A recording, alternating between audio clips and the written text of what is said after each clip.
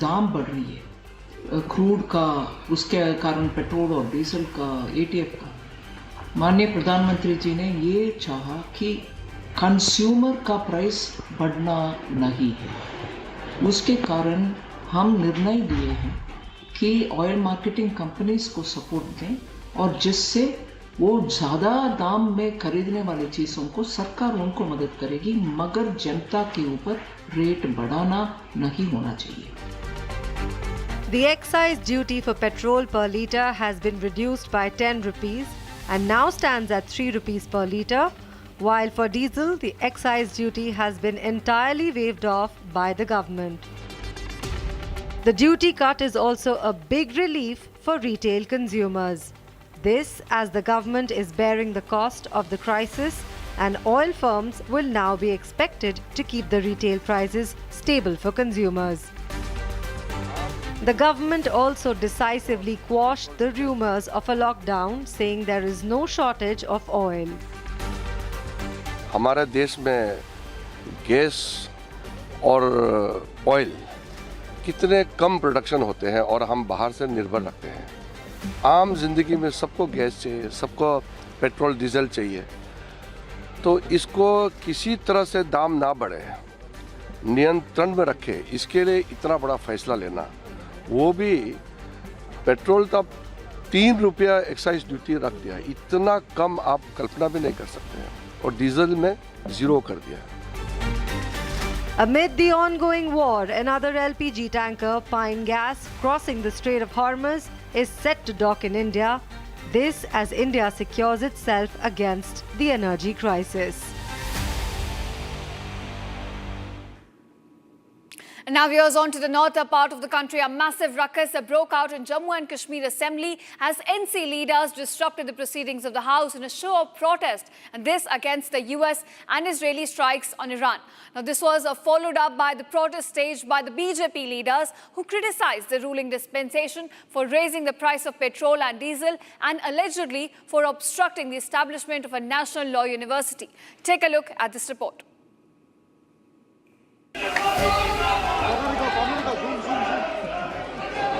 Chaos broke out in Jammu and Kashmir's Legislative Assembly. National Conference leaders entered the assembly carrying Iran's former supreme leader Ayatollah Khamenei's picture, raising slogans in his support, waving posters, disrupting the budget session.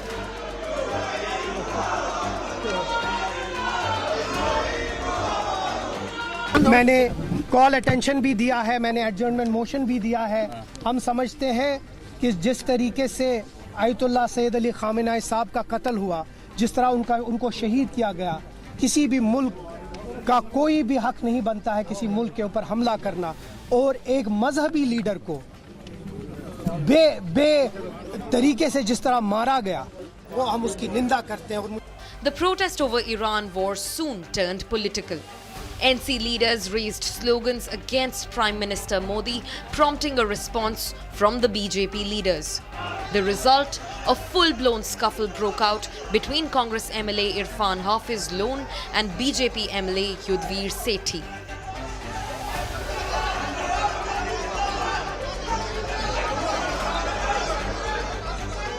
The situation spiraled. Police had to intervene to restore order in the assembly.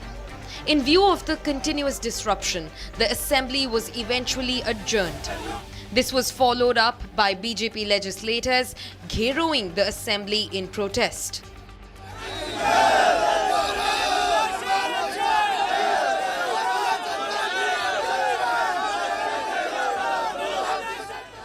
मैंने उस दिन भी press conference की थी। ये लोग अपना 2 रुपये इन्होंने पिछली बार भी बढ़ाया, 2 रुपये इस बार बढ़ा रहे हैं। करोड़ों रुपया ये लोग कमा रहे हैं, फिर भी NLU देते इनको तकलीफ है, फिर भी युवाओं को रोजगार नहीं मिल रहा, फिर भी जो सिलेंडर मुफ्त देने थे वो नहीं दे रहे, फिर भी बूढ़ियों को जो इन्होंने पेंशन देनी वो भी नहीं दे रहे। इसलिए सिर्फ खाने का काम है, बांटने का ये सरकार नहीं करती। BJP leaders demanded for establishment of a national law university in Jammu.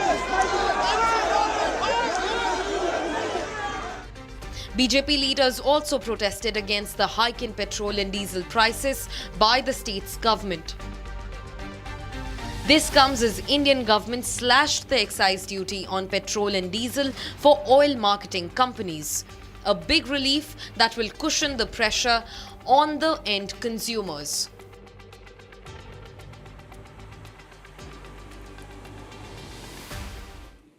And now here's on to what's happening in Nepal. Balendra Shah, Nepal's youngest Prime Minister, took the oath of office today after his party won a landslide victory in the elections earlier this month. Now, this comes following a youth-led uprising that toppled the government in September in Nepal. Now, this was a Gen Z-led uprising that has now led to the youngest Prime Minister taking oath in the country today. Take a look at this report.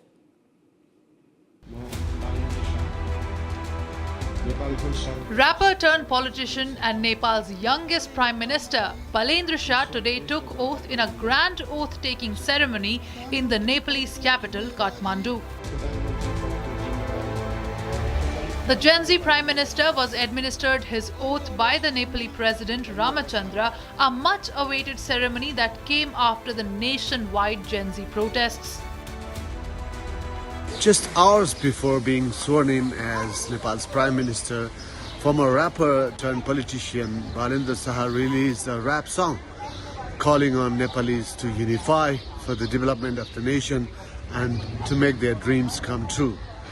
Hours later, when he was sworn in and became the Prime Minister, he became not only the first youngest Prime Minister of Nepal at age 35, but also the first Prime Minister from the Madhesi community of southern Nepal. Balendra Shah's party, Rashtriya Swatantra Party, won nearly two-thirds of the seats in the Nepali House of Representatives in the polls. The 35-year-old political outsider, widely known as Balen, will now lead a government tasked with navigating deep public frustration with Nepal's established parties, who were widely blamed by voters for corruption and chronic political instability. With a Shankhnad and a traditional Hindu ceremony, Balendra Shah today took oath with another 15 members of the new cabinet on the occasion of Ram Navami, a day symbolically chosen for political messaging. The rapper turned politician, now the youngest Prime Minister of the country, was greeted by officials and diplomats as his supporters, the Nepalese Gen Z, cheered outside the presidential residence. Balendra Shah was the crucial face of the Gen Z protest that toppled the Nepalese government on charges of corruption. And now, with a massive mandate and a strong public support, all eyes will be on Balendra Shah, who now faces the challenge of delivering on promises of reform and stability in a country that has long been troubled by political uncertainty. All right, viewers, that's all we could pack in this edition of 6 Stories at 6 with me, Ishita Mitra. Thank you so much for watching, and don't go anywhere. News and developments continue here on Republic on the other side.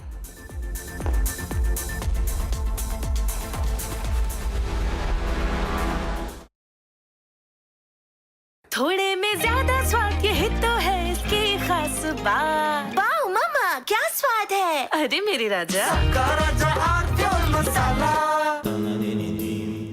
Amity has been ranked among the top universities globally for producing the most employable graduates by the Times Higher Education UK. Yet another testimony to Amity's excellent placement record. चमकी चाट से क्या बना है? आलू चाट या fruit चाट? स्वाद बनाए चमकी चाट। क्या बात है? स्वादिष्ट पकोड़े और फरसान, अरे चमकी चाट है इसकी जान। असली स्वाद सिर्फ चमकी चाट। केसरिया से मन जोगी हुआ रे, दिल झूमे देखो मतवारा हुआ रे। केसरिया से मन जोगी हुआ। हर पल मनाओ केसरी त्योहार। विमल, बोलो जुबान केसरी।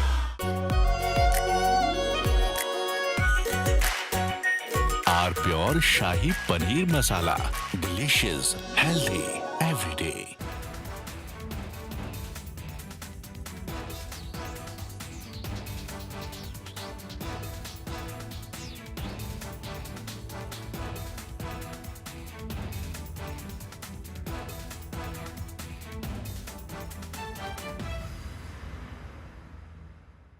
प्यास बुझाए ठंडक लाए सबको भाए जीरा से MDH का जलजीरा जीरा से जीरा से असली रिफ्रेशिंग, असली स्वाद, असली मजा।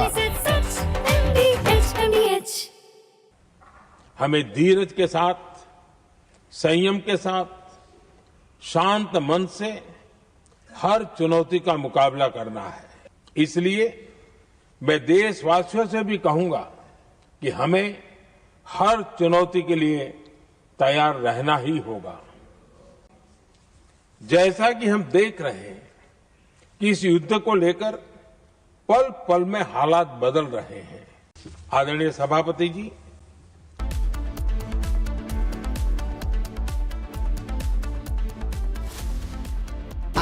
प्योर सूजी पास्ता उबालो मिलाओ और खाओ 8 मिनट में तैयार। क्या टेस्ट है सबका राजा हार्डवेयर मसाला।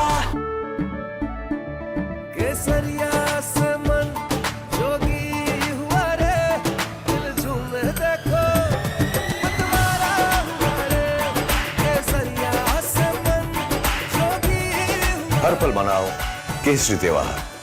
विमल बोलो जुबान केसरी। चमकी चाट से क्या बना है? सैंडविच लस्सी और छाछ हर घूंट में चमकी चाट।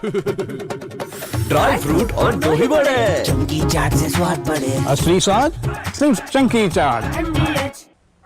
हमें धीरज के साथ, संयम के साथ, शांत मन से हर चुनौती का मुकाबला करना है। इसलिए मैं देशवासियों से भी कहूंगा कि हमें हर चुनौती के लिए तैयार रहना ही होगा। जैसा कि हम देख रहे हैं कि इस युद्ध को लेकर पल पल में हालात बदल रहे हैं। आदरणीय सभापति जी, ये संकट अलग प्रकार का है और इसके समाधान भी अलग प्रकार से ही तय किए जा रहे हैं।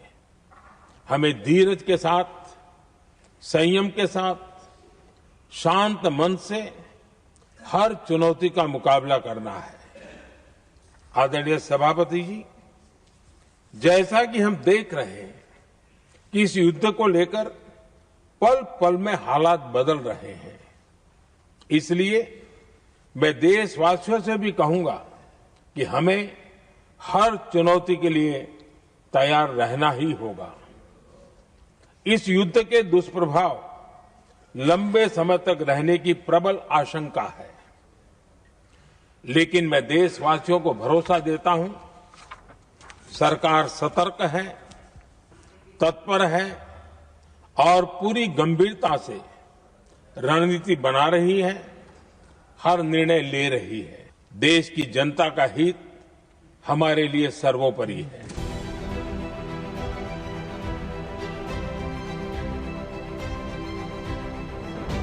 These talks go well and you reach a ceasefire agreement with... From Asia's largest news headquarters, setting the agenda for Bharat.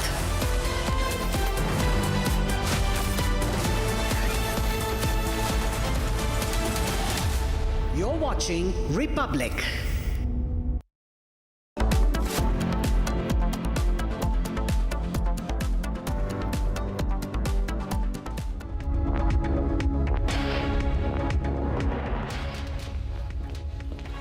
Hello and welcome viewers. You're watching live and breaking on Republic TV with me, Ishita Mitra. Now viewers, the war in West Asia is about to complete 30 days, but there are no signs of de-escalation on the ground as Iran says will continue striking US bases. We'll get you all the updates on that, but first up, a quick check at the headlines.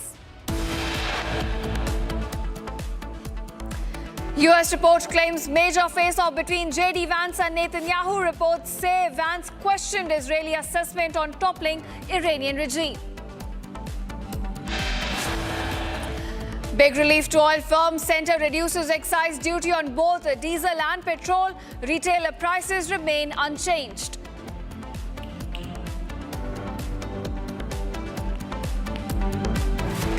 Massive defence push by India. Proposals worth rupees 2.28 lakh crore cleared.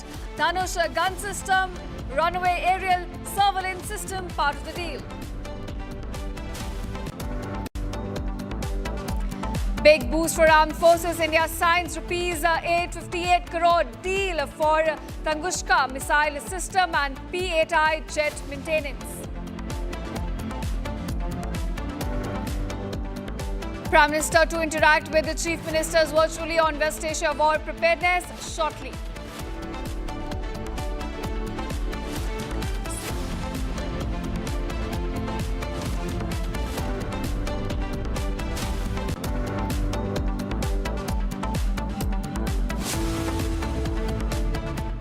All right, here's our top focus at this hour. Reports are claiming that a U.S. Vice President J.D. Vance had a difficult call with Israeli Prime Minister Benjamin Netanyahu on Monday. Now, this is where he said that Israeli assessments for toppling the Iranian regime were not realistic enough. He also said you were too optimistic in your assessments regarding the overthrow of the regime in Iran. So we're certainly looking at a rift between the U.S. leadership as well as Israeli leadership. Now, it's a difficult call that's now taking place between the Vice President J.D. Vance and Israeli Prime Minister Benjamin Netanyahu. Now, in this call, the U.S. Vice President J.D. Vance questioned Israeli assessment of toppling the Iranian regime. Now, we have seen, viewers, that right after Khamenei was killed, Ayatollah Khamenei was killed, his son Mojtaba Khamenei took over. So there was certainly not a regime change in Iran that took place that's now causing the rift between Israel and the US. And there's a tough call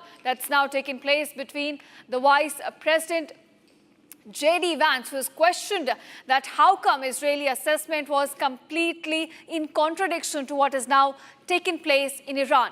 Now, essentially, the assessment of Israel with regards to toppling of Iranian regime is what is now causing the rift between US and Israel as the war still continues unabated. Now, this time it's J.D. Vance who's questioned directly the Israeli Prime Minister Benjamin Netanyahu, asking him how come Israel's assessment was so wrong that a regime change has not taken place in Iran.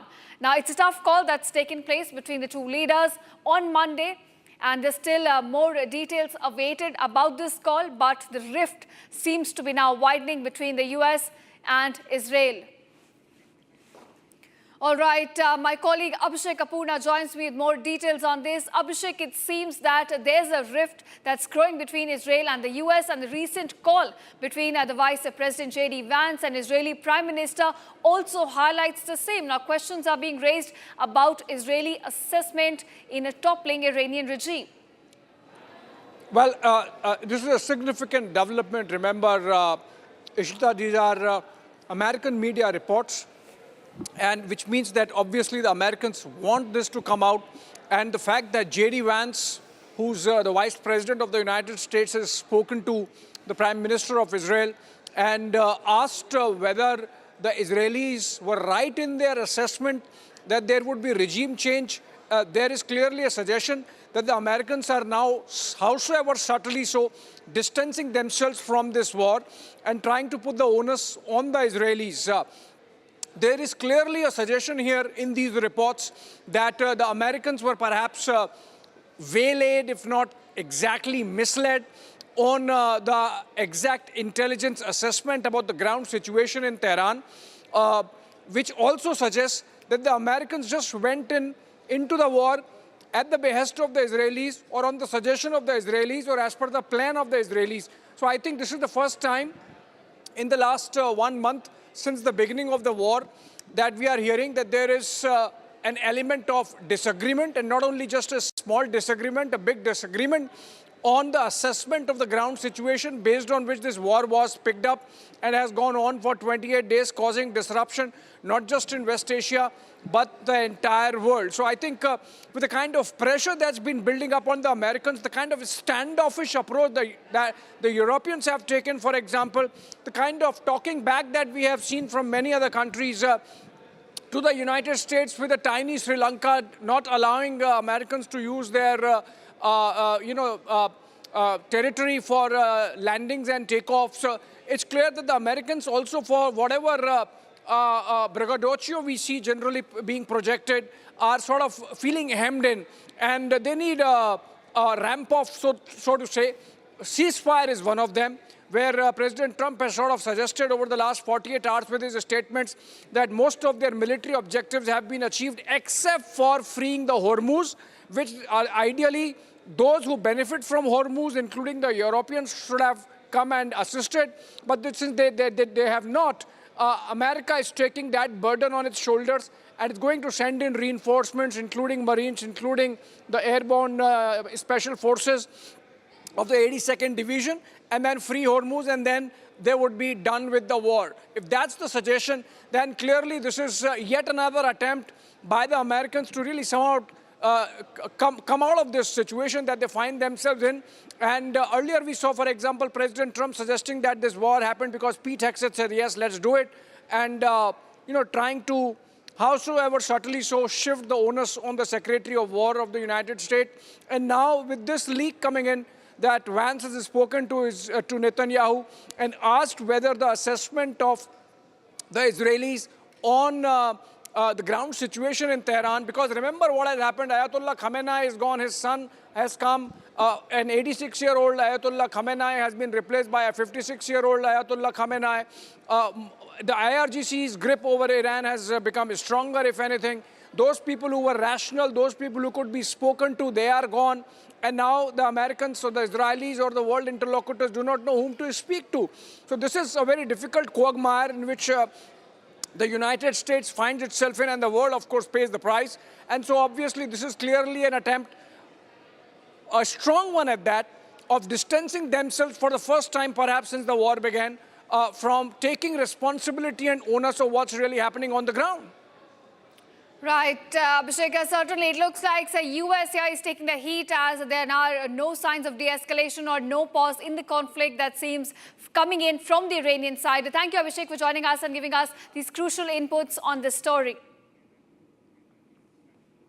Now, viewers, talking about more developments we're getting from the battlefield. Now, this time Iran has targeted Israeli army's transportation center. Israel has been hit a big time this now, and Iran claims that it was in Tel Aviv that their headquarters has been hit. It's the largest transportation center of the Israeli army that's now been hit by Iran in the latest strikes as it continues with its assaults across the Israeli landscape. Now, we're looking at a big attack this time carried out on a transportation center. This is Israeli army's transportation center that's now been hit by Iranian missiles. We've also accessed the video of the attack on your screen right now. You can see Iranian missiles are being launched to carry out attacks against the US and Israeli assets. And the latest one in this case has been carried out on a transportation center. It's a transportation center belonging to Israeli army in Tel Aviv that's now been hit by Iranian missiles. We have seen more and more attacks coming on civilian infrastructure, but military targets are also being hit by the Iranian strikes across Israel. And this time it's a transportation center of the Israeli army that's been hit in the latest strikes.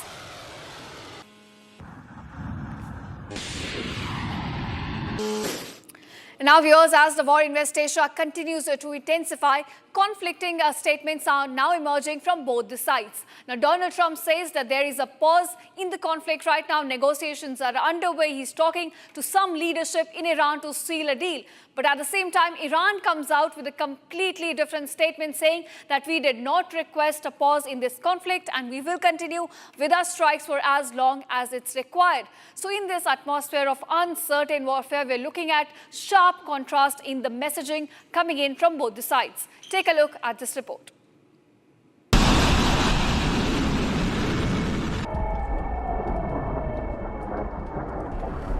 As the dynamics of the West Asia war continue to shift rapidly, contradictory statements are emerging from US and Iran, signaling that the conflict may not end anytime soon.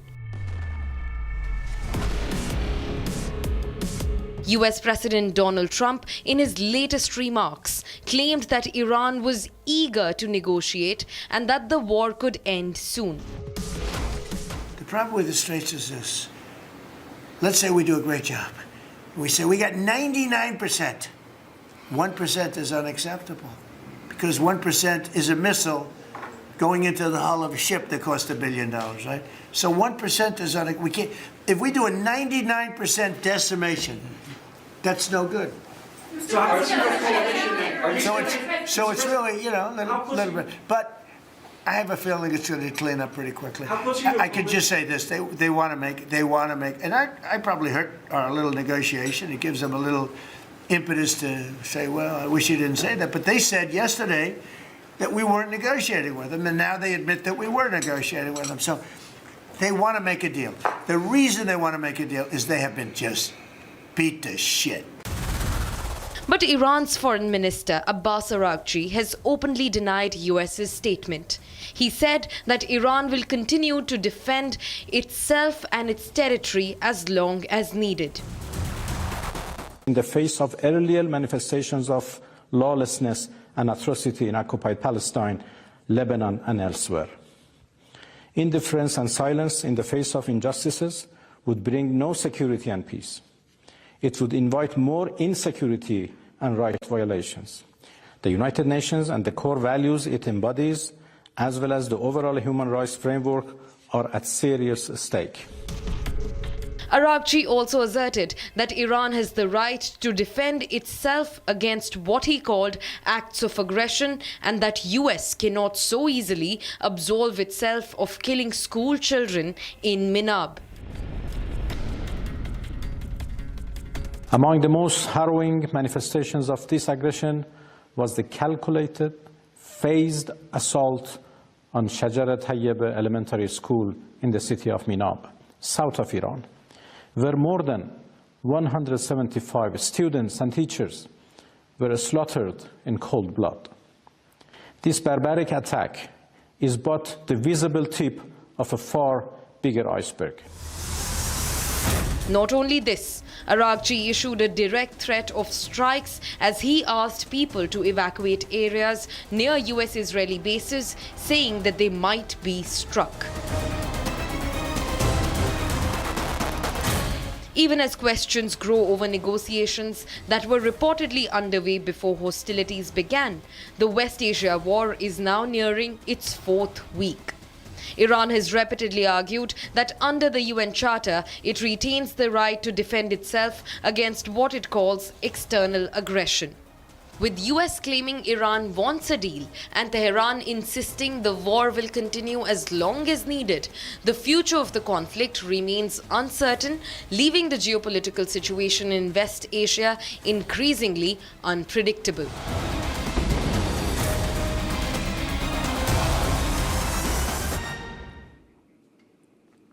Now here's more breaking developments coming to light. Prime Minister Modi's meeting with the chief ministers on the West Asia war has already begun at this moment. Now Prime Minister Modi virtually holding this meet with the chief ministers of several states on the West Asia war, apprising the chief ministers of the developments that have taken place in the war, as well as India's strategy regarding its energy security, the concerns of diaspora which has been stranded in the war zone areas, as well as the diplomatic steps India has taken so far in engaging with the leaders from the Gulf nations. So all of these developments is expected that Prime Minister Modi will be in fact sharing them with the chief ministers of several states at this moment. It's a virtual meet that's taking place on the West Asia war. It's only the chief ministers from the pole-bound states which are not taking part in this meeting, as MCC, that's a Model Code of Conduct, is already in effect in these states. But other than that, several chief ministers are taking part in this meet with Prime Minister.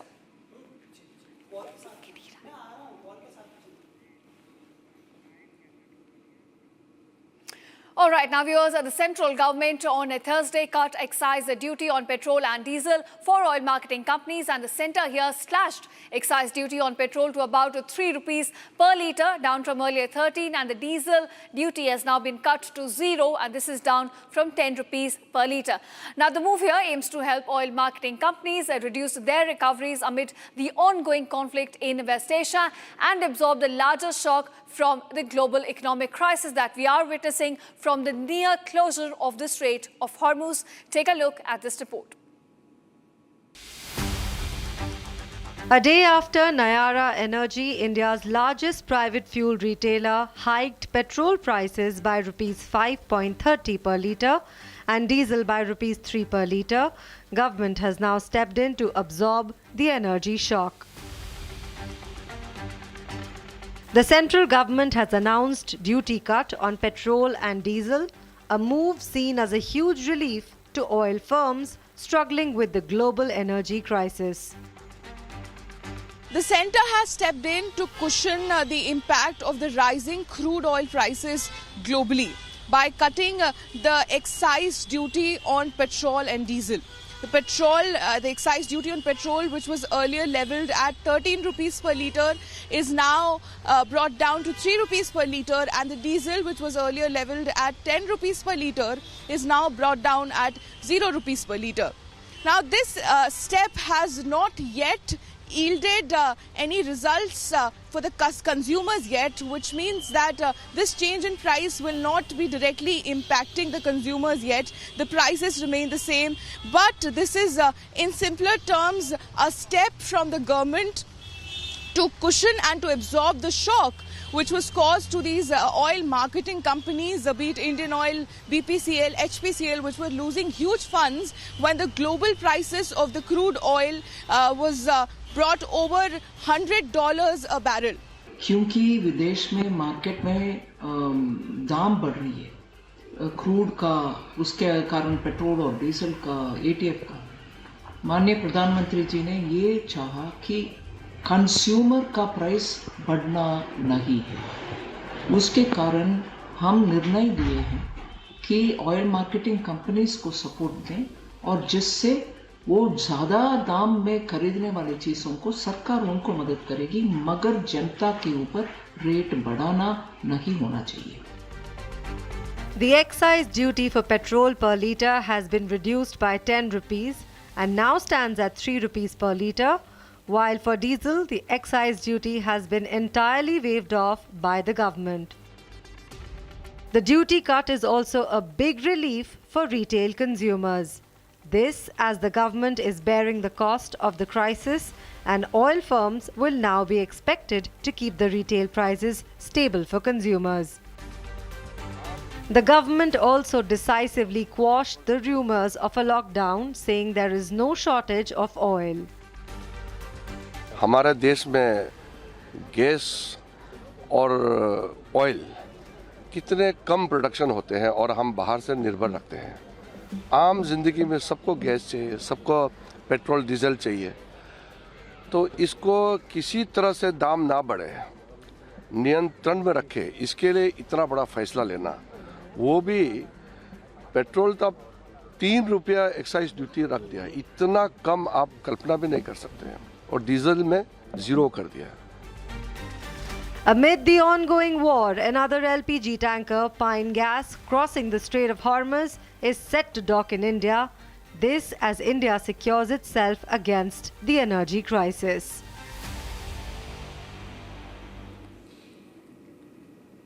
And now viewers, on to a controversy that's brewing in Karnataka. Now, Congress netas have been seeking free IPL tickets, and the state government has now come out. In fact, the Deputy Chief Minister of the state has come out supporting this stance. It's a height of VVIP racism that we're now witnessing in Karnataka, wherein Deputy Chief Minister DK Shiv Kumar himself now says they're part of the government. It's their right to seek a free IPL ticket. Now, that's the statement coming in from the Deputy Chief Minister of Karnataka, DK Shiv Kumar, on several Congress MLAs are demanding free IPL tickets. Let him quote him here. In fact, he says, MLAs have the right to ask as they are part of the government. I want to see that our MLAs will be accommodated. He also goes on to take a jibe at the BJP leader. He now says that against the BJP leader Tejaswi Surya, let Tejaswi give gyan. I will try and see, I will speak to Chairman, President and those people and try and get our MLAs accommodated. Let's listen in to the reaction. The MLAs have right because they are the part of the system, they are part of the government, and we have to, earlier also some respect has been given to all of them. But now, with lot of difficulty, with all the pressures only, we have permitted them. Though I may be a member, that is a different question as my personal capacity. But now I speak to the chairman, president, and those people. I wanted to see that our MLAs will be accommodated. I think today I am on the job. The MLAs have right because they are the part of the system, they are part of the government, and we have to, earlier also some respect has been given to all of them. But now, with lot of difficulty, with all the pressures only, we have permitted them. Though I may be a member, that is a different question as my personal capacity. But now I speak to the chairman, president, and those people. I wanted to see that our MLAs will be accommodated. I think today I am on the job. Now we are shifting focus to what's happening in Jammu and Kashmir. A massive ruckus broke out in Jammu and Kashmir Assembly as several NC leaders disrupted the proceedings of the House in a show of protest. And this protest is against the US and Israeli strikes on Iran. Now, this was followed up by the protest staged by the BJP leaders who criticized the ruling dispensation for raising the price of petrol and diesel and for allegedly obstructing the establishment of a national law university. Now, take a look at this report that talks about how this chaos unfolded in the assembly.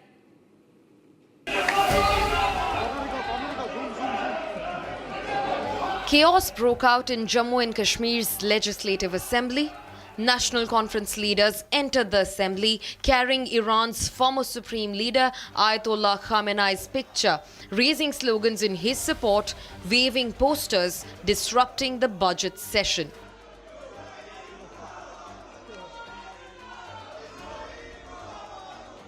मैंने call attention भी दिया है, मैंने adjournment motion भी दिया है। हम समझते हैं कि जिस तरीके से आयतुल्लाह सैयद अली खामेनेई साहब का कत्ल हुआ, जिस तरह उनको शहीद किया गया, किसी भी मुल्क का कोई भी हक नहीं बनता है किसी मुल्क के ऊपर हमला करना, और एक मजहबी लीडर को बे तरीके से जिस तरह मारा गया, वो हम उसकी निंदा करते हैं।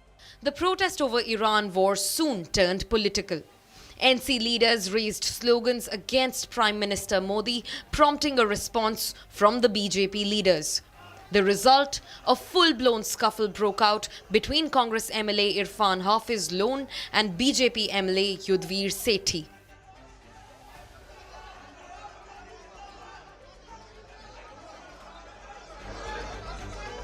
The situation spiraled. Police had to intervene to restore order in the assembly.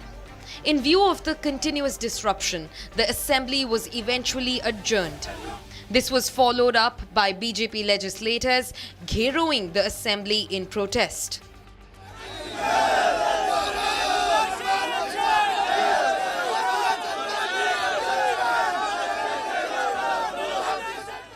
मैंने उस दिन भी प्रेस कॉन्फ्रेंस की थी। ये लोग अपना 2 रुपये इन्होंने पिछली बार भी बढ़ाया, 2 रुपये इस बार बढ़ा रहे हैं। करोड़ों रुपया ये लोग कमा रहे हैं, फिर भी NLU देते इनको तकलीफ है, फिर भी युवाओं को रोजगार नहीं मिल रहा, फिर भी जो सिलेंडर मुफ्त देने थे वो नहीं दे रहे, फिर भी बूढ़ियों को जो इन्होंने पेंशन देनी वो भी नहीं दे रहे। इसलिए सिर्फ खाने का काम है, बांटने का ये सरकार नहीं करती। BJP leaders demanded for establishment of a national law university in Jammu. BJP leaders also protested against the hike in petrol and diesel prices by the state's government. This comes as Indian government slashed the excise duty on petrol and diesel for oil marketing companies. A big relief that will cushion the pressure on the end consumers.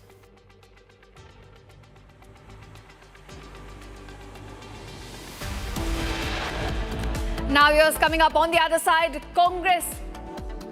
Big boost for defense forces. India signs a rupees 858 crore deal for Tunguska missile system and P-8I jet maintenance. थोड़े में ज्यादा स्वाद यही तो है इसकी खास बात। वाओ मामा क्या स्वाद है? अरे मेरी राजा। Amity has been ranked among the top universities globally for producing the most employable graduates by the Times Higher Education UK. Yet another testimony to Amity's excellent placement record. चमकी चाट से क्या बना है? सैंडविच, लस्सी और छाछ और हर घूंट में चमकी चाट। अब बताओ स्वाद आया? आया। असली स्वाद सिर्फ चंकी चाट। केसरिया से मन जोगी हुआ रे, दिल झूमे देखो मतवारा हुआ रे। केसरिया से मन जोगी हुआ। हर पल मनाओ केसरी त्योहार। विमल, बोलो जुबान केसरी।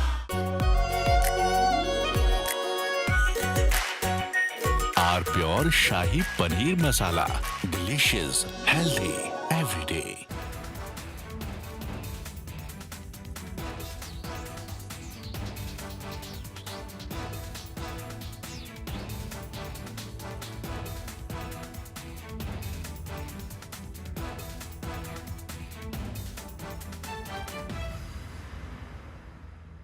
चमकी चाट से क्या बना है? आलू चाट या फ्रूट चाट, स्वाद बनाए चमकी चाट। क्या बात है? स्वादिष्ट पकोड़े और परेशान, अरे चंकी चाट है इसकी जान। असली स्वाद सिर्फ चंकी चाट। हमें धीरज के साथ, संयम के साथ, शांत मन से हर चुनौती का मुकाबला करना है। इसलिए मैं देशवासियों से भी कहूंगा कि हमें हर चुनौती के लिए तैयार रहना ही होगा। जैसा कि हम देख रहे हैं कि इस युद्ध को लेकर पल पल में हालात बदल रहे हैं। आदरणीय सभापति जी, ये संकट अलग प्रकार का है और इसके समाधान भी अलग प्रकार से ही तय किए जा रहे हैं। हमें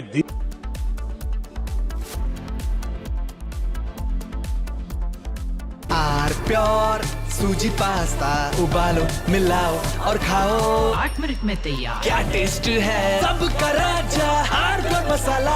यानी इस घर में कुछ है जो टूटता नहीं। ये पिलर कभी नहीं टूटेगा। रुंगटा स्टील TMT से बना। रुंगटा नहीं तो घर स्ट्रॉन्ग नहीं। रुंगटा स्टील TMT बार एकदम सॉलिड। प्यास बुझाए, ठंडक लाए, सबको भाए जीरा से। MDH का जलजीरा जीरा से। जीरा सिप, असली रिफ्रेशिंग, असली स्वाद, असली मजा। MDH।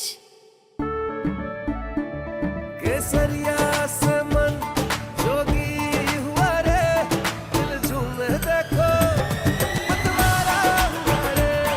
केसरिया से मन जोगी हुआ। हर पल मनाओ केसरी त्योहार। विमल, बोलो जुबान केसरी। थोड़े में ज्यादा स्वाद, यही तो है इसकी खास बात। वाओ मामा, क्या स्वाद है? अरे मेरे राजा, राजा आर प्योर मसाला। हमें धीरज के साथ, संयम के साथ, शांत मन से हर चुनौती का मुकाबला करना है। इसलिए मैं देशवासियों से भी कहूंगा कि हमें हर चुनौती के लिए तैयार रहना ही होगा। जैसा कि हम देख रहे हैं कि इस युद्ध को लेकर पल पल में हालात बदल रहे हैं। आदरणीय सभापति जी, ये संकट अलग प्रकार का है और इसके समाधान भी अलग प्रकार से ही तय किए जा रहे हैं। हमें धीरज के साथ, संयम के साथ, शांत मन से हर चुनौती का मुकाबला करना है। आदरणीय सभापति जी, जैसा कि हम देख रहे हैं कि इस युद्ध को लेकर पल पल में हालात बदल रहे हैं। From Asia's largest news headquarters, setting the agenda for Bharat.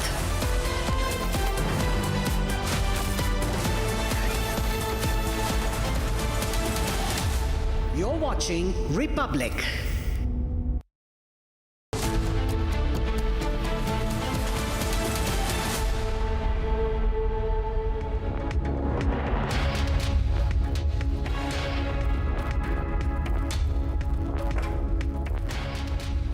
evening, viewers. You're watching World at War with me, Rakshita Mishra, and I have my colleague Gesu also joining us in the studios. We'll tell you about how Donald Trump is continuing with his carrot and stick approach. He has extended the deadline for Iran to open the Strait of Hormuz by 10 days now. It's going to be the 6th of April. That is going to be the deadline for Iran. But Gesu, we also have, of course, much more that we are going to cover in the next 25 minutes. Right, Rakshita. In fact, we're also talking about what's happening to the Israeli Defense Forces amid the multi-front war that it's fighting, one in Gaza, simultaneously the other one in Iran. Now, Israeli military chiefs have raised alarm saying that the Israeli Defense Forces are on the verge of collapse, and this is a security disaster. The Israeli cabinet is divided, and we're getting you all the details. But first, let's take a look at your headlines for the hour. US report claims major face-off between J.D. Vance and Netanyahu. Reports say Vance questioned Israeli assessment on toppling the Iranian regime.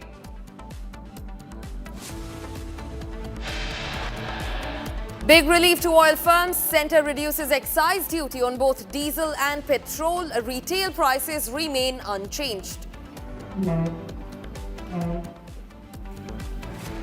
Massive defense push by India. Proposals worth 2,28,000 crore rupees cleared. The Dhanush gun system, runway aerial surveillance system, part of the deal.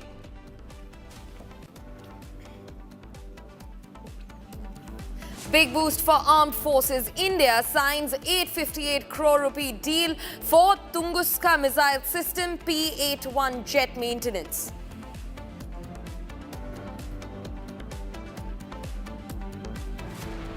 And Prime Minister Modi interacts with chief ministers virtually. The meeting begins West Asia on the West Asia war preparedness.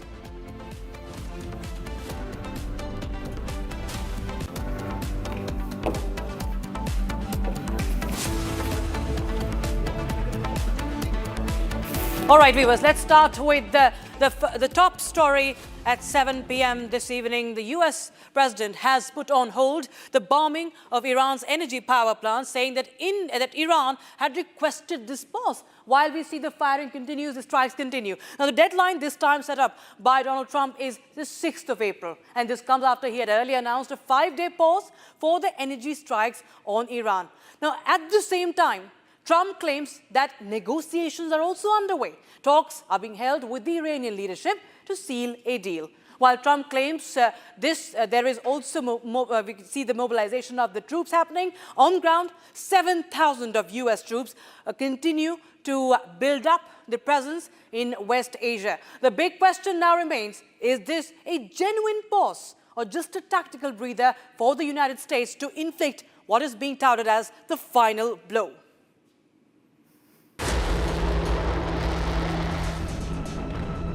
From treading on a complete offensive against Iran, dark at night, no moon, no light, every single bomb hit its mark and just obliterated that. to now again extending the deadline, speculations are high on what is next for the United States in the Iran war. US President Donald Trump said he had extended the deadline for Iran to strike a deal with Washington to April 6th after Tehran sought more time. The US President said Iran had requested a 7-day pause on possible US strikes, but he is granting a 10-day window, calling it a flexible approach. This is in addition to the initial 5-day deadline set by the United States. This time, Trump warned that failure to reach a deal could trigger US strikes on Iran's power infrastructure. Trump also claimed that Iran allowed 8 oil tankers to pass the Strait of Hormuz as a goodwill gesture, though this remark remains unverified. Tehran, on the other hand, seems to have rejected the United States proposal, calling it one-sided and unfair. This development comes as the United States boosts its military presence in West Asia, raising fears of escalation. However, the markets did respond a little positive to Trump's extension, this as global equities showed recovery and Brent crude also dipped after a sharp surge. With markets desperately hoping for a respite but no diplomatic breakthrough in sight, tensions still remain high in West Asia.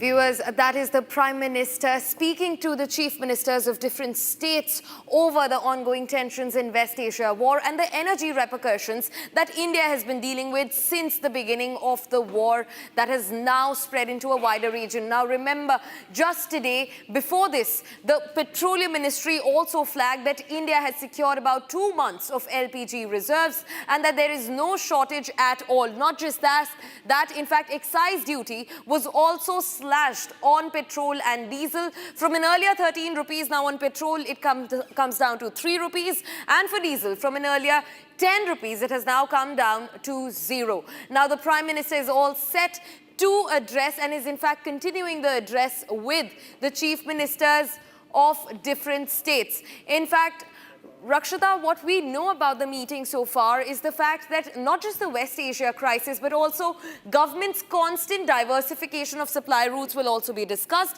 Not just that, but states have to now weigh in on the responsibilities and share the responsibility with the central government, especially when it comes to distribution of LPG, PNG, LNG, and even petroleum in different states. Right.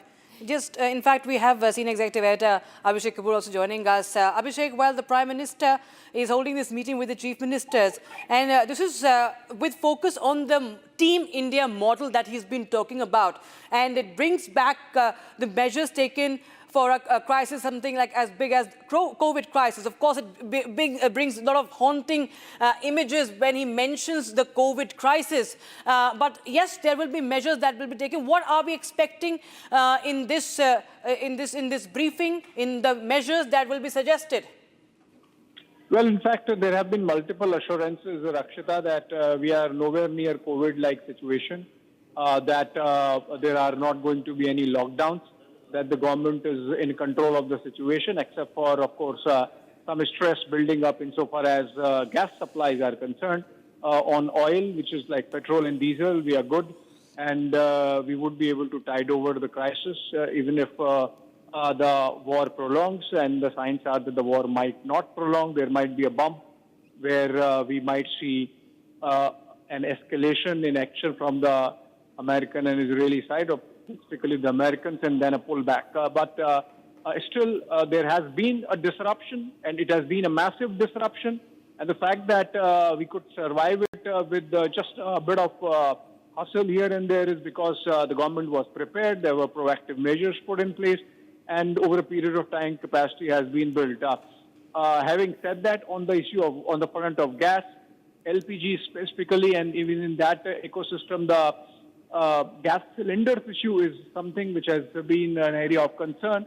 So the Prime Minister really wanted all the states on board and to coordinate better. He has already had a cabinet committee on security which had extended invites to other ministries and ministers like from port and shipping, from agriculture, from road and surface transport, etc.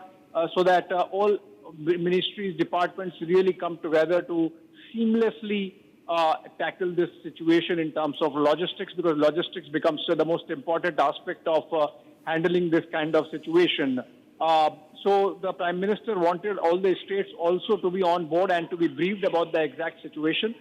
This is essentially in a spirit of cooperative federalism that this meeting is taking place. The officers are, of the respective ministries, including the Ministry of Petroleum and Natural Gas, including the Ministry of Energy, including the Ministry of Ports and Surface Transport and Foreign Secretary. They're all sort of going to brief the Chief Minister so that they know what all is being done and what is expected of them. The Prime Minister would speak.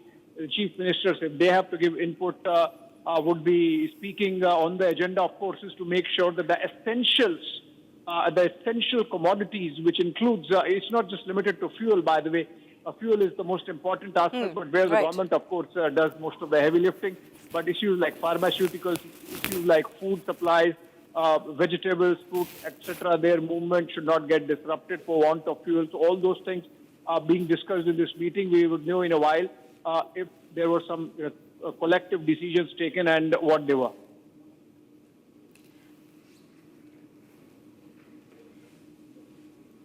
Right, Abhishek. In fact, we're also being joined by CA V. Subramaniam, who is a senior economist and is going to speak to us about what's been ongoing. So thank you very much for speaking to Republic First. Now I want to understand from you, in the looming threat of the entire energy crisis, India says that they have been able to secure 2 months' worth of LPG. What does this mean? And also speak to us about the fuel costs as well. The shock absorbance system that's been put in place by the government. They have absorbed all extra shocks of price fluctuation, and that's what the Finance Minister Nirmala Sitharaman has said, and excise duty on top of it has also been slashed. No, as you rightly said, I think government as Ministry of Finance has taken the step boldly to reduce the 10 rupees per litre on petrol and as well as diesel, the excise duty cut since this morning. Okay. Oil marketing companies, they are incurring loss of 2,400 crores every day on the price increase in the crude oil. If you track the crude oil prices past over 1 month, it has moved from $70 per barrel to $70 per barrel to close to 120 barrels per day. On an average, you can say $100 per barrel, okay, which means 3,000 rupees in Indian rupee, the barrel cost has gone up, which gives about 22 rupees per litre. One barrel can accommodate about 133 litres. That's the thumb rule. So we can say about 22 rupees price increase has been these oil marketing companies were facing for past 1.5 months. So they were in the really very, very big losses. So government has taken a step, at least 50% of that, government can bear it. This kind of steps have been taken in the past when the Russia-Ukraine conflict were going on. So government has taken that 10 rupees on excise duty, if we can pass on the benefit, we can pass on to the oil marketing companies.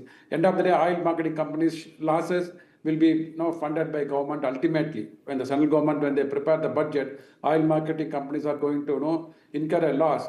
Finally, the public sector undertakings have to be strengthened by the central government finance only. So what I said is, okay, 10 rupees, we will reduce it. And whatever the losses you are incurring now, which can offset, partially they can offset the prices also. So that there will not be any price increase, further price increase to the consumer, ultimate consumers like you and me. Because there is a company called Naira. So they increased the petrol price by roughly about 5 rupees and diesel price by 3 rupees. So if PSUs also start increasing the prices, then directly the consumers will be impacted, like 1.4 billion people who are day in and day out consuming petrol and diesel for their daily livelihood. So then it will directly impact their savings and indirectly it will go and increase the inflation. Right. So that is why I think boldly, about 2 weeks back, I believe, Nirmala Sitharaman Madam, our finance minister, she has announced government has created 1 lakh crore as an emergency fund to meet this crisis. I'm sure this 10 rupees excise duty cut will be met out from the 1 lakh crore what they are going to set up now. So I think because of that, probably we can have a little breathe for next up, maybe about 2 months. And they said we have an energy supply or energy safety for about 60 days in terms of LNG. I think for overall energy, overall crude oil and LNG together, gas together, we had about 75 days of emergency stock. You know that India is maintaining the strategic reserves, oil reserves under the ground for about 75 days, and we have a plan to increase it for another 15 days by 2026 end. So there will be a 90-day stock at any point of time. We will be having it. Parallelly, we are having talks with other countries. I think there is a talk which has been opened with the Russian country that we are going to import liquefied natural gas through Russia. I think this was happening prior Russia-Ukraine conflict. Now that door is started opening now. I think we are going to start now. I think 2 weeks back when the Russian energy minister, deputy energy minister was here, the talks have been held with our energy department and their energy minister. I think the things are in a right track. Hopefully, I think the chief ministers and prime ministers meeting, what we are having today, these things will be discussed, and I think the proper strategy will come out after this meeting. Very quickly, Mr. Subramaniam, I want to understand from you, in very simpler terms for our viewers, for the common man, how does it really impact inflation? Are we going to see a serious hit in the future, in the near future? No. As I told you, when the oil price per barrel was increased from $70 per barrel to $122 per barrel, which means oil marketing companies were paying anywhere between 30 rupees per liter for importing the crude oil. So which means directly it has to be passed on to normally, typically when the businesses, when there's a price increase in their input, there will be obviously the correlation in the output price increase also. But we are able to maintain the petrol diesel prices in the range of 100 rupees, 94 to 100 rupees, both petrol and diesel put together.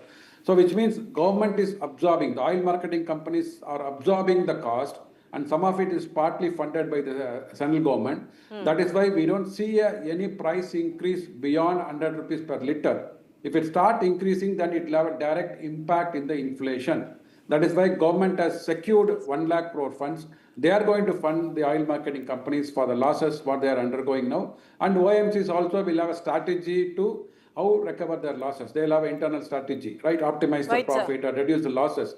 So there will not be any price increase from the layman perspective or common man perspective like you and me. All right, thank you so much, Mr. Subramaniam, for joining us with your insights on the story. Gesu, well, that's of course what we understand with the analysts telling us that it could be not so much of a case to worry for India. But yes, we do expect more to come out from this meeting as it's still underway. Definitely.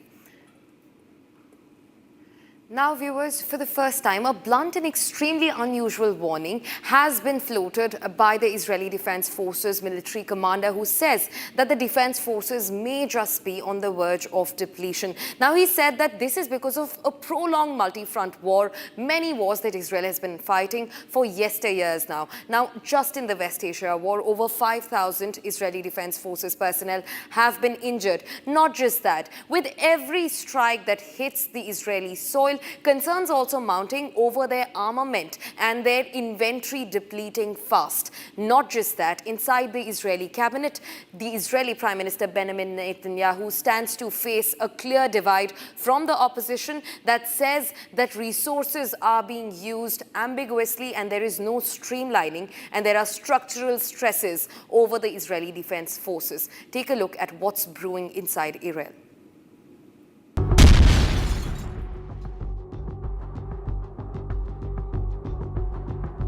A stark warning from Israel's top military commander, raising concerns over the IDF's long-term sustainability.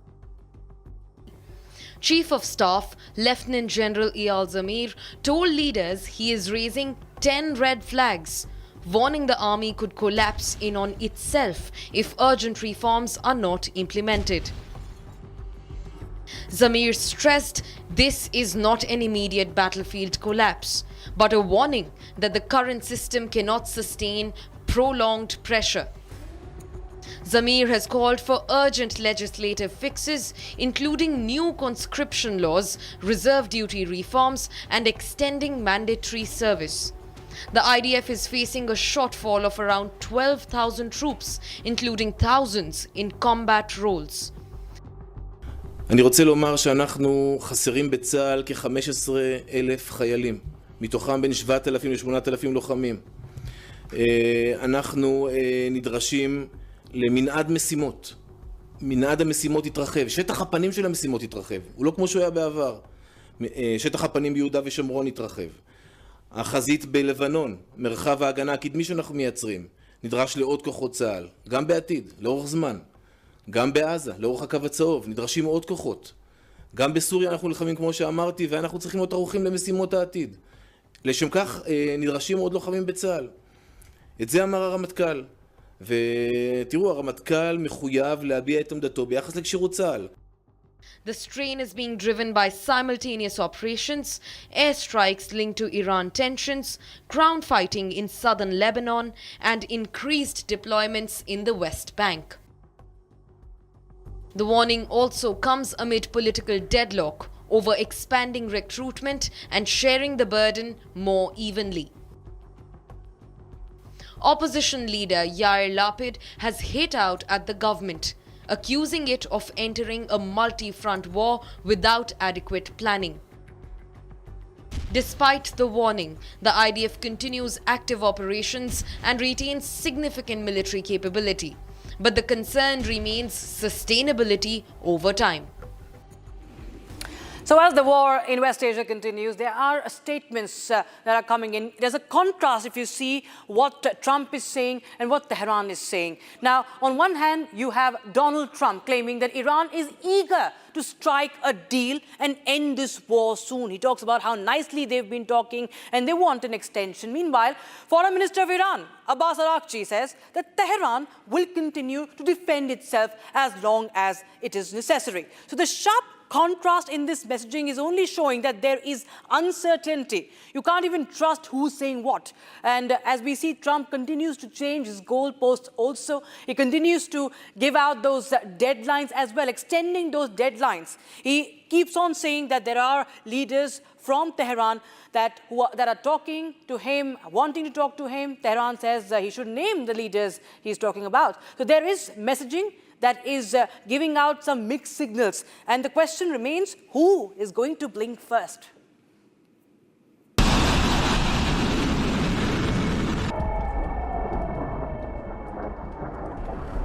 As the dynamics of the West Asia war continue to shift rapidly, contradictory statements are emerging from US and Iran, signaling that the conflict may not end anytime soon. US President Donald Trump, in his latest remarks, claimed that Iran was eager to negotiate and that the war could end soon. The problem with the Straits is this. Let's say we do a great job. We say we got 99%. 1% is unacceptable because 1% is a missile going into the hull of a ship that cost $1 billion, right? So 1% is we can't. If we do a 99% decimation, that's no good. So it's really, you know, a little bit. But I have a feeling it's going to clean up pretty quickly. I could just say this: they want to make, and I probably hurt our little negotiation. It gives them a little impetus to say, well, I wish you didn't say that. But they said yesterday that we weren't negotiating with them, and now they admit that we were negotiating with them. So they want to make a deal. The reason they want to make a deal is they have been just beat to shit. But Iran's Foreign Minister Abbas Araghchi has openly denied US's statement. He said that Iran will continue to defend itself and its territory as long as needed. In the face of earlier manifestations of lawlessness and atrocity in occupied Palestine, Lebanon, and elsewhere, indifference and silence in the face of injustices would bring no security and peace. It would invite more insecurity and right violations. The United Nations and the core values it embodies, as well as the overall human rights framework, are at serious stake. Araghchi also asserted that Iran has the right to defend itself against what he called acts of aggression and that US cannot so easily absolve itself of killing school children in Minab. Among the most harrowing manifestations of this aggression was the calculated, phased assault on Shajarat Tayyebe Elementary School in the city of Minab, south of Iran, where more than 175 students and teachers were slaughtered in cold blood. This barbaric attack is but the visible tip of a far bigger iceberg. Not only this, Araghchi issued a direct threat of strikes as he asked people to evacuate areas near US-Israeli bases, saying that they might be struck. Even as questions grow over negotiations that were reportedly underway before hostilities began, the West Asia war is now nearing its fourth week. Iran has repeatedly argued that under the UN Charter, it retains the right to defend itself against what it calls external aggression. With US claiming Iran wants a deal and Tehran insisting the war will continue as long as needed. The future of the conflict remains uncertain, leaving the geopolitical situation in West Asia increasingly unpredictable.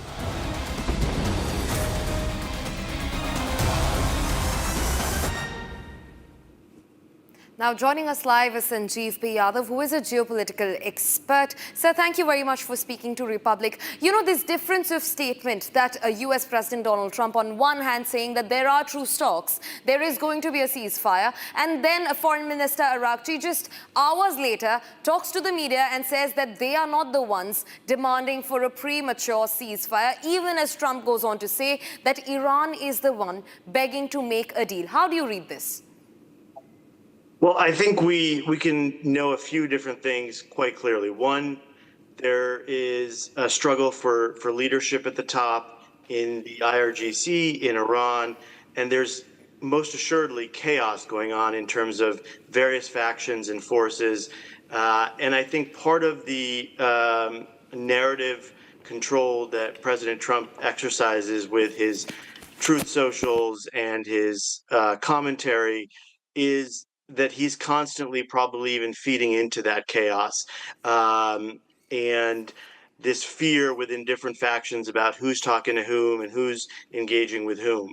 Now, it's clear from the multi-party or multi-nation coalition that is involved in facilitating these talks that the talks are happening.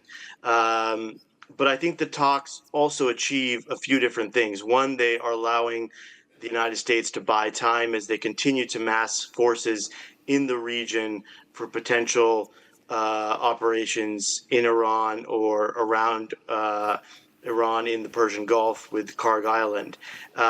There's reports that an additional 10,000 troops might be sent. You have the reports about the deployment of the 82nd Airborne Division. The Marine Expeditionary Force has been heading to the region and likely has arrived. So a lot of these different variables are coming into play.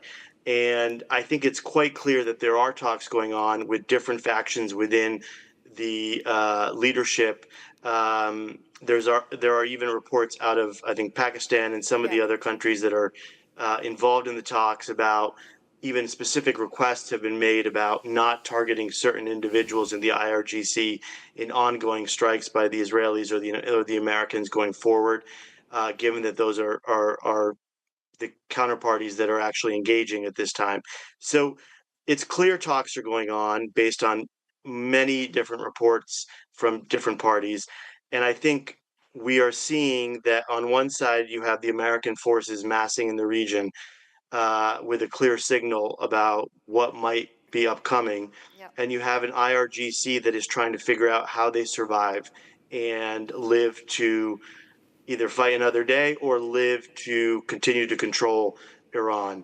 And within that, you have a fractured leadership with most of the top leadership taken out in the first wave of the attacks, and a fractured remaining leadership that is trying to survive. So I think we need to keep all of that close to mind in terms of how we view the ongoing conversations and talks going forward.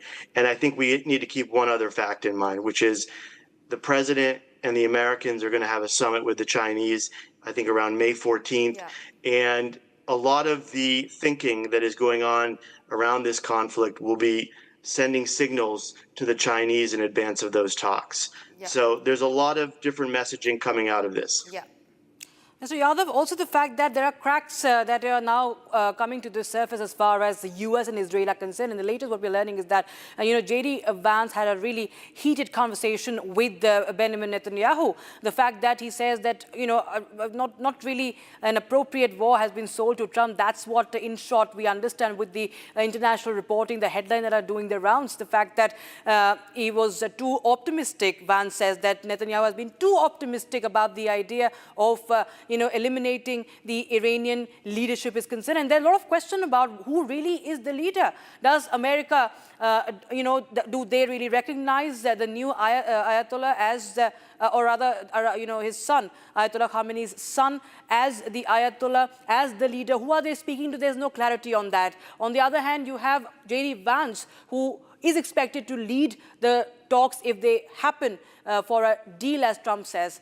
There are cracks emerging. You think that this will weaken the United States and this entire conflict and their stand as well here?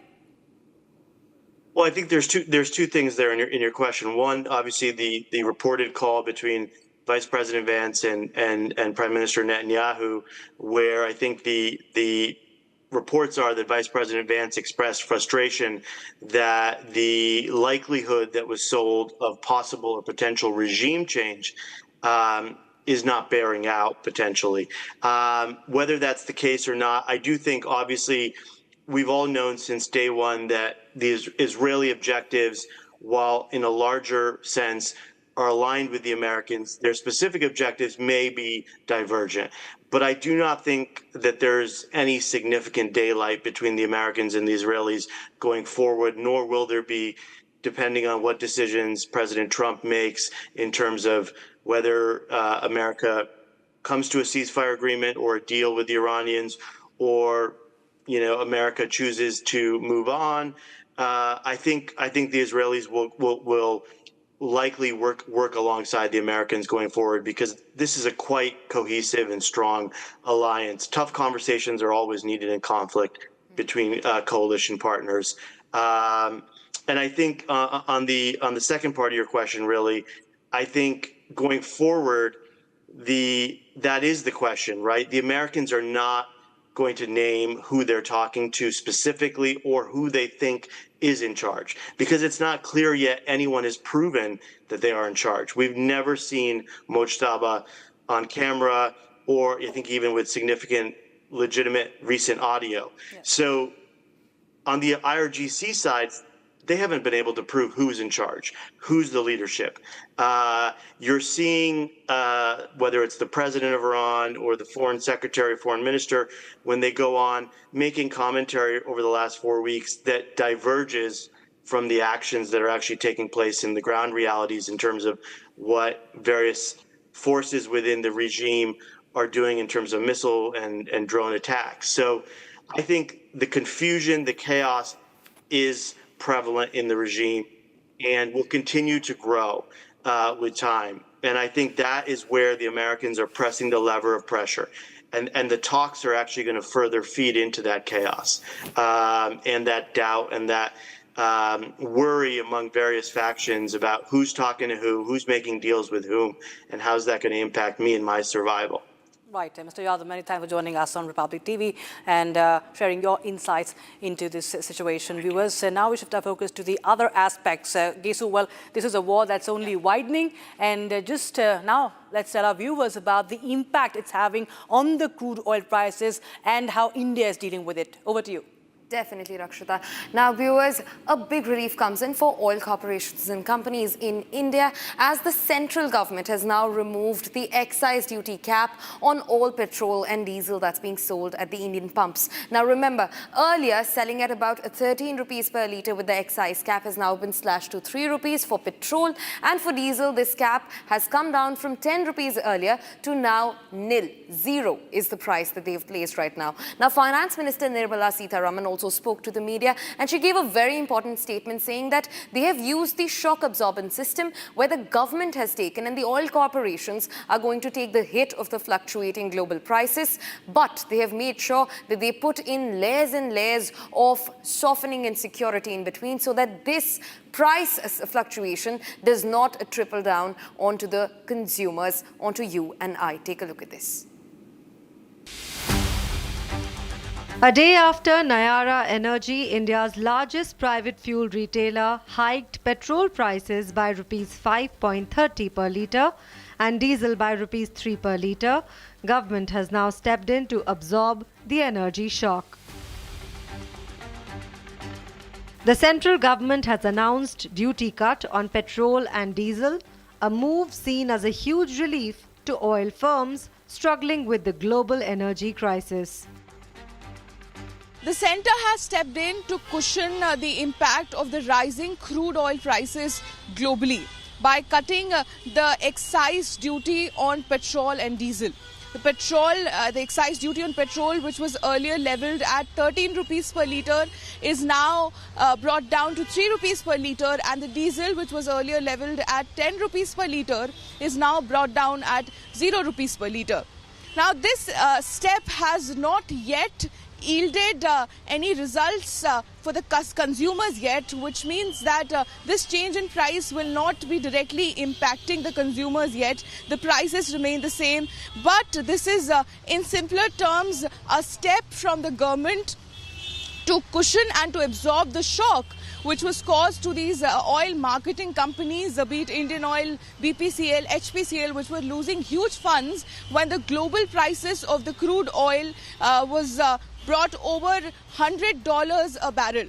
क्योंकि विदेश में market में दाम बढ़ रही है crude का, उसके कारण पेट्रोल और डीजल का, एटीएफ का, माननीय प्रधानमंत्री जी ने ये चाहा कि कंज्यूमर का प्राइस बढ़ना नहीं है। उसके कारण हम निर्णय लिए हैं कि ऑयल मार्केटिंग कंपनीज को सपोर्ट दें और जिससे वो ज़्यादा दाम में खरीदने वाली चीज़ों को सरकार उनको मदद करेगी, मगर जनता के ऊपर रेट बढ़ाना नहीं होना चाहिए। The excise duty for petrol per litre has been reduced by 10 rupees and now stands at 3 rupees per litre, while for diesel the excise duty has been entirely waived off by the government. The duty cut is also a big relief for retail consumers. This as the government is bearing the cost of the crisis and oil firms will now be expected to keep the retail prices stable for consumers. The government also decisively quashed the rumours of a lockdown, saying there is no shortage of oil. हमारे देश में gas और oil कितने कम production होते हैं और हम बाहर से निर्भर रखते हैं। आम जिंदगी में सबको गैस चाहिए, सबको पेट्रोल डीजल चाहिए, तो इसको किसी तरह से दाम ना बढ़े, नियंत्रण में रखे, इसके लिए इतना बड़ा फैसला लेना, वो भी पेट्रोल तब 3 रुपया एक्साइज ड्यूटी रख दिया, इतना कम आप कल्पना भी नहीं कर सकते हैं, और डीजल में 0 कर दिया। Amid the ongoing war, another LPG tanker, Pine Gas, crossing the Strait of Hormuz, is set to dock in India. This as India secures itself against the energy crisis. And we welcome CAV Subramaniam, senior economist and political analyst, joining us this evening. Sir, what, in simpler terms, this piece of news really mean for the common man? Does this necessarily mean that the retail prices will also be cut, or is it a preventive measure? No, every day whenever we are going to wake up in the morning, so the common man question rises every day. So war is going on, crude oil prices are going up, whether if I'm going to fill my petrol for my bike, whether I'm going to pay the petrol price, whether it is 100 rupees or 110 or 120. So that panicking mindset is there in everybody's mind now. So that has been put to rest now. So government said there will not be any price increase at the pumping stations or oil pumping stations, right? So there will not be any price increase for petrol or diesel. The shock has been absorbed by the central government. Like Madam was telling, 10 rupees per litre for diesel and as well as petrol. Petrol was charged at 13 rupees excise. Now it has been brought down to 3 rupees. So the 10 rupees government has given a reduction to the oil marketing companies so that whatever the money they are paying to the crude oil suppliers, so they can meet out some losses from there. Similarly for diesel, excise duty was levied at 10 rupees. Now it has been brought to 0. So the oil marketing companies need not pay any excise duty on the diesel. So public people like you and me can be rest assured that there will not be any price increase when we are going to fill petrol or diesel for our vehicles. So that is the measure what government has taken. Also, government is taking a measure to charge export duty. I think some of the petroleum products or we are exporting for a better refined process, better refined products. For that export products, the export duty has been increased, which means I think there is a government information which says about 1,500 crores for 15 days of export, or put it simply, 3,000 crores we are going to get an additional revenue from export duty. And by cutting down the excise duty, government is going to lose 7,000 crores, which means net to net, government is going to lose a revenue of 5,500 crores for 15 days. Yeah. On a monthly basis, 3,000, on a 6,000 crores and 12,000 crores. So on an overall, if you see on a yearly basis, we'll be incurring about 1,30,000 crores on a yearly basis for the government. Against this, they have benchmarked about 1 lakh crore for from the emergency fund, which they have kept it aside in the 2 weeks back. So people can be rest assured that price increase will not be passed on to the customers, end customer, and government is also talking to other alternate countries where we can get the energy supplies very quick and fast on a turnaround basis. So that is the message what we can hear from the finance minister's talk today this morning. And obviously, Prime Minister is having a talk with all the chief ministers of the state. Right. So maybe after the meeting, there may be some outcome how to handle the energy crisis by optimizing the usage of resources, by optimizing the prices, or optimizing the taxes. All those things we can wait for some update from the Prime Minister's office. Right, Mr. Subramanian, thanks so much for joining us. And now we shift our focus to the images that are coming in from the war zone. Kesu, the first one is from Lebanon. The smoke that was seen rising over the Beirut skyline now, Lebanon's capital completely blown off by the continuous strikes. Now remember, Israel is not fighting a one-faceted war. Israel is also fighting against the proxy Hezbollah, which sits deep inside the Lebanese territory. As a part of those strikes, Lebanon's capital can be seen burning. And in fact, we also have visuals coming in from Iran. Now, we see the wave number 82 of Operation True Promise 4 is being carried out using drones that target the US and allied military sites across this region. This is coming in from different parts of Iran. And this is, in fact, not really, this is from Iran. But they are, of course, carrying out these strikes in different parts of the Gulf, in Israel, and different bases, and those infrastructure that is connected with the United States of America. And this operation continues even as Donald Trump claims that there are talks underway. Right. Now for the third visual that we have lined up for you, the Israeli army continues its ground incursions in southern Lebanon. Now troops are dismantling Hezbollah infrastructure, locating their weapons, their armament, and carrying out strikes from both land and air. These are the visuals on your screens of troop advancements in Lebanon.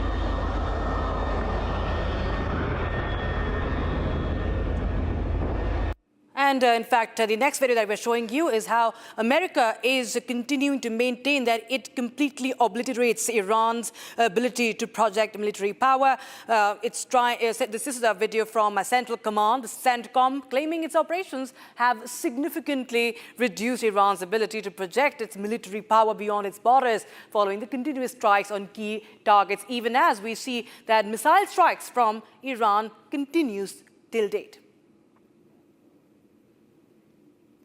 Now, viewers, the last visual that we're bringing for you. Now, Iran has launched another wave of missile and drone strikes targeting the Israeli territories. The latest wave is a part of the already ongoing retaliation as the conflict continues to intensify in West Asia and the wider Gulf region. These are the visuals of interceptions of missiles raining down in the Israeli airspace. Right. So these are the images that have come in from the war zone in the past 24 hours. And we see that there is no sign of de-escalation. There are a lot of talk about the talks, a lot of talk about the deal, but on ground, we see that these strikes, the exchange of missiles and drone strikes, they all continue in West Asia. In fact, this puts to rest any contentions over whether or not a ceasefire is happening, because till now, 28th day of the war, and no slowdown has been reported. It may have in dialogue, but on ground, the reality remains unchanged going forward in the 28th day of the war that began on the 28th of February between Israel, Iran and the United States. Right. So as we continue to get you more updates from the Warzone viewers, we're also going to take a look at some more developments that are coming in from the country. Viewers, we told you about how India is dealing with the energy crisis. We're also talking about the meeting that is underway. All right, we have some breaking news coming in right now. There's some big breaking news coming in right now.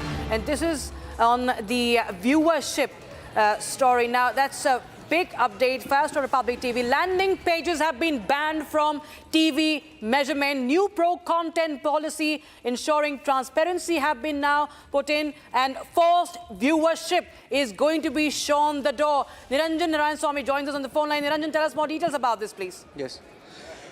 Thank you for that. In fact, we will be joined in by our editor-in-chief, Arnab Goswami, in just a few seconds. I would like to tell you that this has been a long-fought battle by the NBF and our editor, Arnab Goswami, as well. The government has notified this evening that they will strengthen transparency, accountability, bring back credibility of television audience measurement, and the new policy that has just been publicized by the government, published by the PIB this evening on government websites, confirms that the new policy will exclude landing page viewership from measurement, and it will be limited to use only as a marketing tool. Now, what is a landing page? For the longest time, television channels which had a lot of capital, which had a lot of money, forced people to watch their channels by putting it as a landing page, which means effectively, Rakshita, when you switch on your television channel, the first channel that shows up, that's called a landing page. And you know, when that happens, there is artificial spike in numbers, and it affected the measurement system. Landing pages gave artificial numbers to many networks, and these were not genuine numbers. I think we have our editor-in-chief, Arnab Goswami, on the phone line. We'll go across to him. But essentially what this policy also does is it brings in complete transparency. It's a pro-content reform.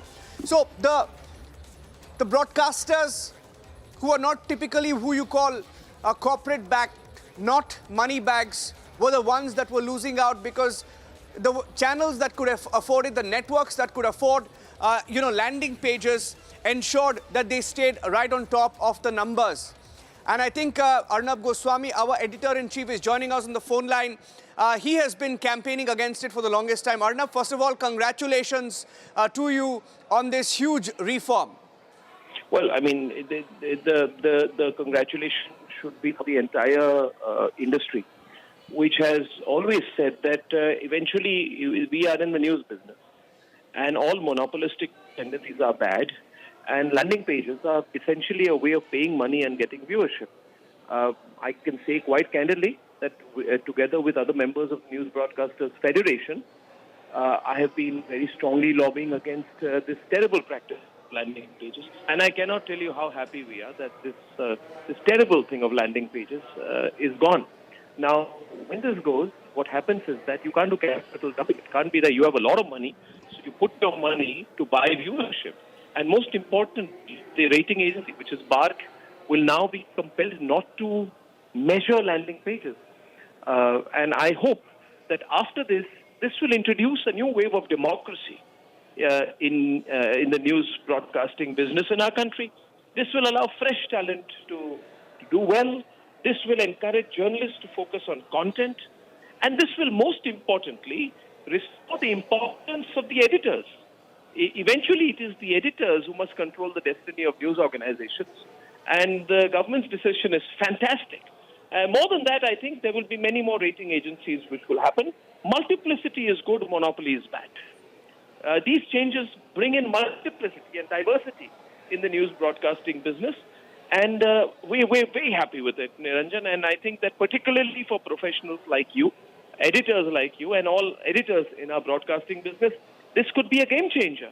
Because now you can compete on a truly level playing field, which I think it will turn out to be whenever the ratings are back. Well, absolutely. And Arnab, just one question from you. A lot of, the smallest of the channels, you go across India, there are so many channels, upwards of 500. Yes.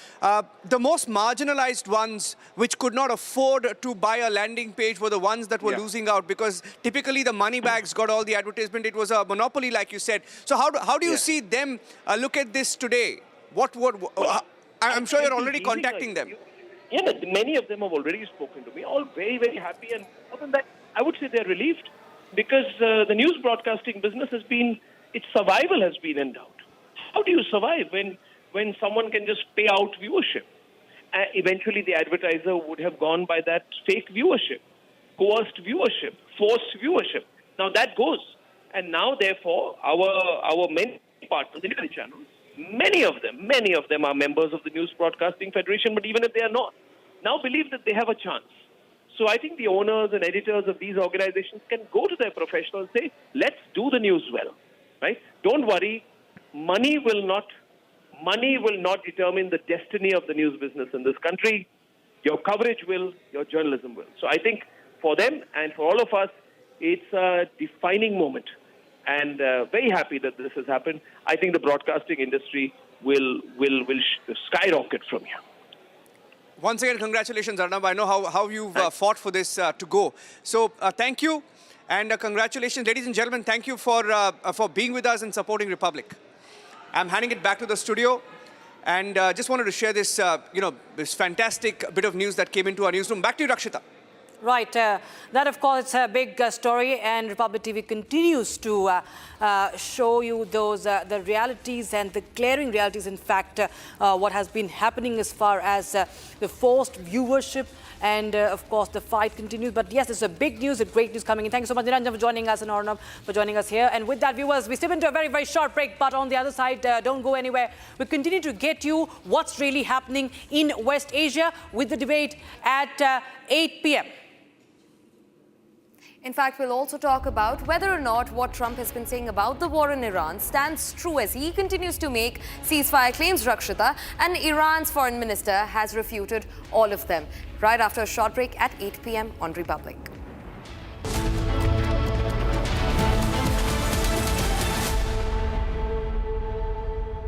Co-powered by Century Ply Club Prime. Raho befikar.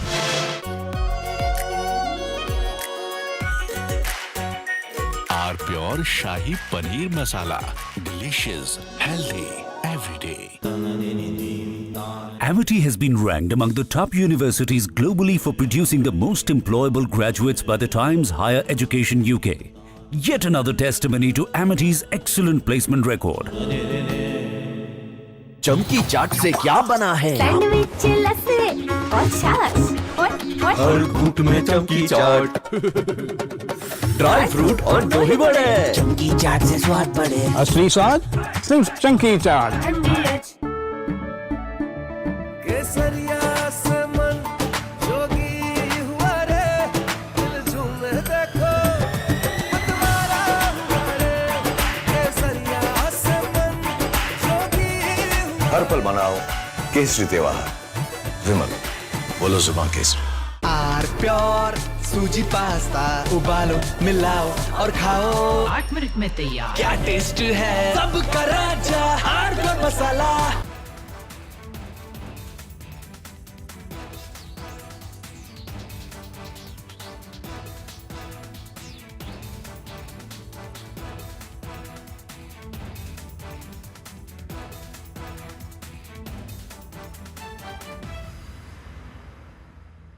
चमकी चाट से क्या बना है? Sandwich लस्सी और छाछ और हर घूंट में चमकी चाट अब बताओ स्वाद आया? आया असली स्वाद सिर्फ चमकी चाट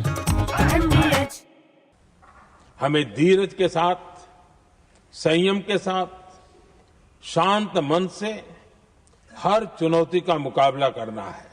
इसलिए मैं देशवासियों से भी कहूंगा कि हमें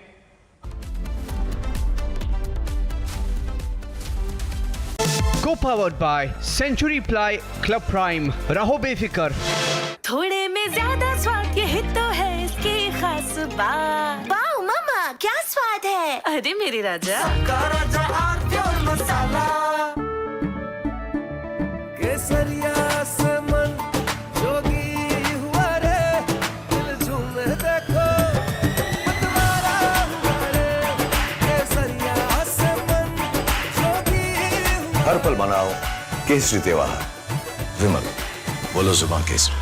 प्यास बुझाए ठंडक लाए सबको भाई जीरा से MDH का जलजीरा जीरा से।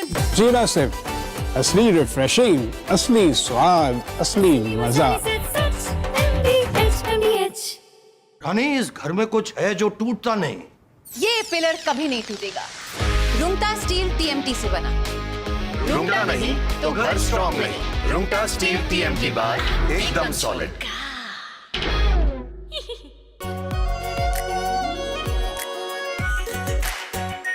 Are pure shahi paneer masala, delicious, healthy everyday. हमें धीरज के साथ, संयम के साथ, शांत मन से हर चुनौती का मुकाबला करना है। इसलिए मैं देशवासियों से भी कहूंगा कि हमें हर चुनौती के लिए तैयार रहना ही होगा। जैसा कि हम देख रहे हैं कि इस युद्ध को लेकर पल पल में हालात बदल रहे हैं। आदरणीय सभापति जी, ये संकट अलग प्रकार का है और इसके समाधान भी अलग प्रकार से ही तय किए जा रहे हैं। हमें धीरज के साथ, संयम के साथ, शांत मन से हर चुनौती का मुकाबला करना है। आदरणीय सभापति जी, जैसा कि हम देख रहे हैं कि इस युद्ध को लेकर पल पल में हालात बदल रहे हैं। इसलिए मैं देशवासियों से भी कहूंगा कि हमें हर चुनौती के लिए तैयार रहना ही होगा। इस युद्ध के दुष्प्रभाव लंबे समय तक रहने की प्रबल आशंका है, लेकिन मैं देशवासियों को भरोसा देता हूं, सरकार सतर्क है, तत्पर है और पूरी गंभीरता से रणनीति बना रही है, हर निर्णय ले रही है। देश की जनता का हित हमारे लिए सर्वोपरि है।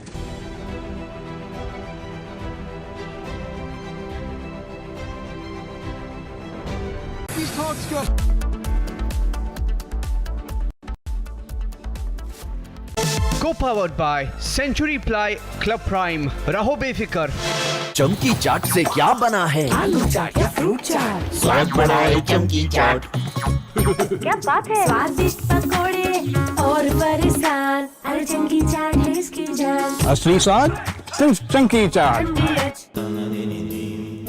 Amity has been ranked among the top universities globally for producing the most employable graduates by the Times Higher Education UK.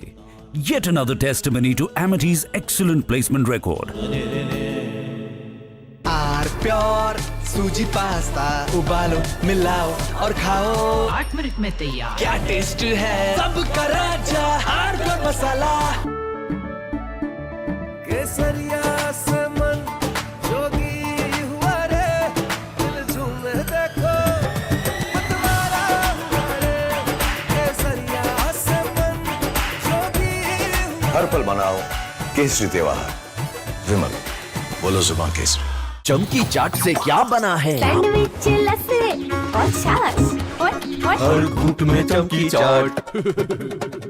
Dry fruit और दही बड़े। चमकी चाट से स्वाद बढ़े। असली स्वाद सिर्फ चंकी चाट।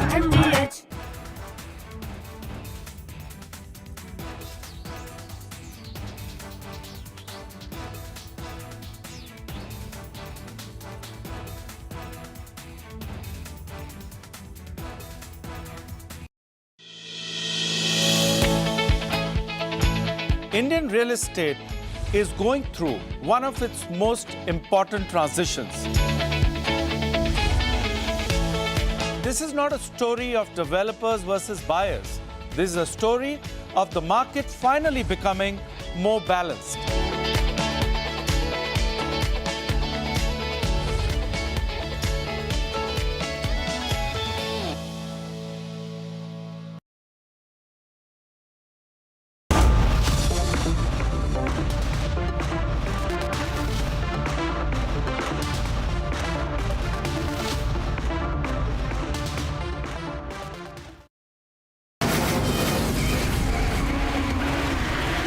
From the Republic Media Network headquarters, it's time for the debate.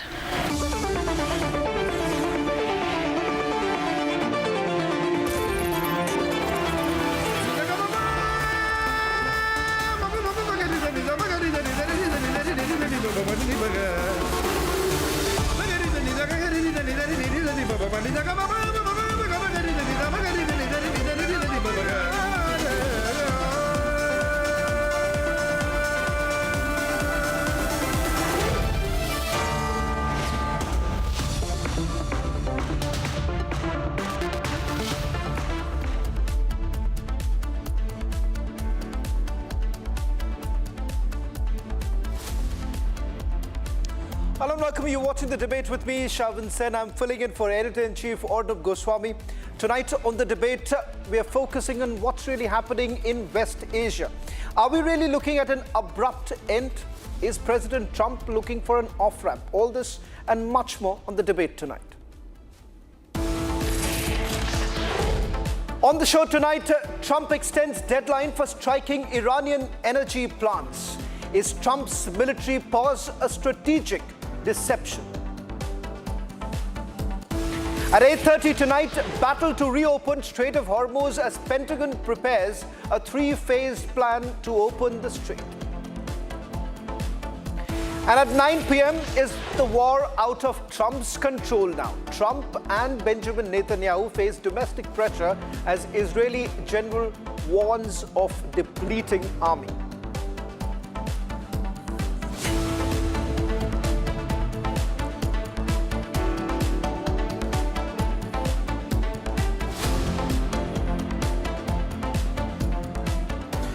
Good evening, ladies and gentlemen. With the war now in its 28th day, one sentiment is being discussed more than ever before, and that is whether America can be trusted at all. Time and again, Washington has made multiple promises only to walk away when it suited them. Now let's take a look at America's track record. America's deja vu, as we are calling it, and why America cannot be trusted. And the first comes in from Vietnam. In January 1973, the United States signed the Paris Peace Accords with South Vietnam, promising to withdraw its troops within 60 days and to respond strongly if at all North Vietnam violated the ceasefire. But what really happened? Because North America launched its final offensive in 1975, the US did not return to help South Vietnam. Instead, abandoned it. Now let's take a look at what really happened in Iraq in the 1990s. Under President Bill Clinton, the US repeatedly confronted Saddam Hussein over weapons inspections. In December 1998, after Iraq basically blocked UN inspectors, the United States of America launched what was called Operation Desert Fox. The goal was to degrade Saddam Hussein's weapons program and military capacity. US contained Saddam at the time by curtailing Iraq's nuclear program, eventually killing him back in December 2006.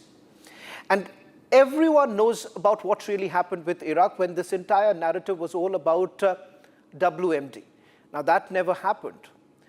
Take a look at what happened in Afghanistan. That is back in February 2020. The Trump administration basically signed the Doha Agreement with the Taliban, the same Taliban against whom they began the entire war.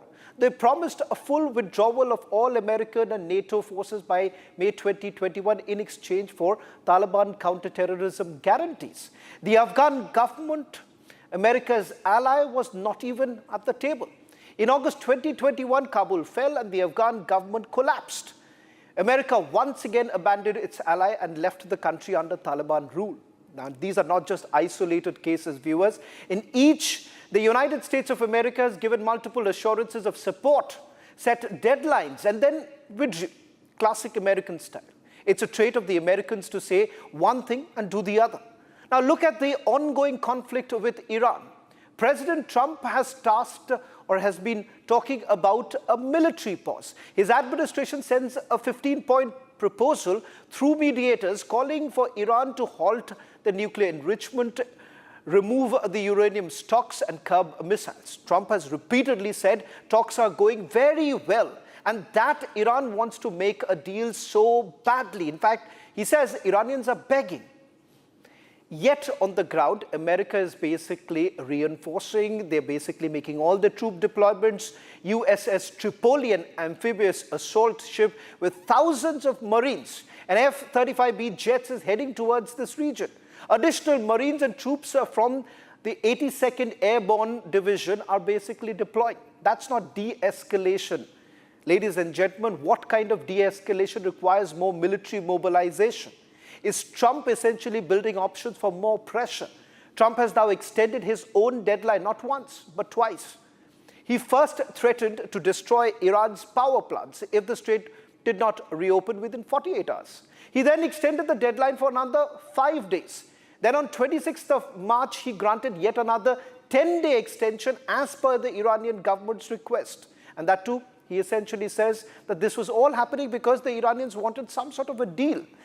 Till date, we do not know with whom exactly is the Americans really negotiating at this point in time, because they say that they have obliterated their entire military leadership. Not just that, they have obliterated their Air Force, their Navy, everyone is over. So who exactly are they really talking to? Who exactly is representing Iran right now? Now, this is a statement that has been made by President Trump many a times. But the question here, is it because there is growing pressure on President Trump? And is there a larger picture that many of us are missing? Because some reports essentially suggest that all of this was basically being done in order to perhaps help a lobby. Is it the oil mafia, as many called it? And the fact of the matter is that even today, last night, he said that Iranians are willing to be on the negotiating table. They want a deal. But today, we are told that there is another deadline that has been given. This time, it's 10 days. 10 days as to what he exactly wants to do. Trump is clearly not dictating the terms now. It is Iran that is dictating the terms. And just look at what President Trump had to say just about a few days ago and how things have changed so very rapidly. This is a very volatile world, and the military equipment, the power of some of this weaponry is unthinkable. You don't even want to know about it. Oh, you could end this thing in 2 seconds if you wanted to, but... Or we can take a stop and make a little journey into the Middle East and eliminate a big problem. And Pete, I think you were the first one to speak up, and you said, let's do it, because you can't let them have a nuclear weapon. Pete didn't want it to be settled. These guys are doing a great job. That's a good attitude, though, Tom, right? They were not interested in settlement. They were interested in just winning this thing. They are begging to work out a deal. I don't know if we'll be able to do that. I don't know if we're willing to do that. They should have done that 4 weeks ago. They should have done it 2 years ago. Or they should have done it when we first came into office, because 2 years ago they had free reign under Biden, Sleepy Joe. Now, this is some sort of a side of weakness from America, because Trump is just giving mixed signals to the world of what exactly is he really planning to do in the Middle East. Is he talking about winding down the war and simultaneously ramping up naval and marine presence in the region, when America basically promises strong backing or quick resolutions? Partners have basically learned to basically watch around, because Israelis say that they are not going to stop the operation. In fact, it turns out that some of American allies in the Gulf region are now egging President Trump to continue with the war. So what's exactly the plan? And would the Iranians really trust anyone at this point in time?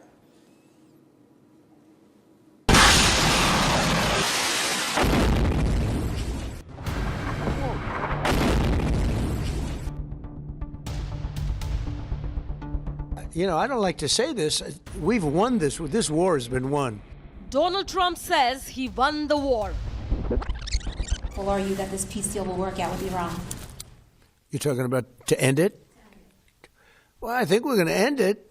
I can't tell you for sure. You know, I don't like to say this. We've won this. This war has been won. He claims Iran's military capacity is obliterated. We're crushing their missiles and drone stockpiles, destroying their defense industrial base. We've wiped out their Navy completely, their Air Force completely. We've wiped out a large percentage of their missiles. And the missile launchers, without the launchers, the missiles don't do any good. And we've knocked out probably close to 90% of the launchers, probably more than 90% of the missiles themselves. Between some they fired and more than they fired, we knocked out. He goes one step ahead and pauses the strikes, extending the deadline to April 6th. But Iran, it seems, is not falling for the trap.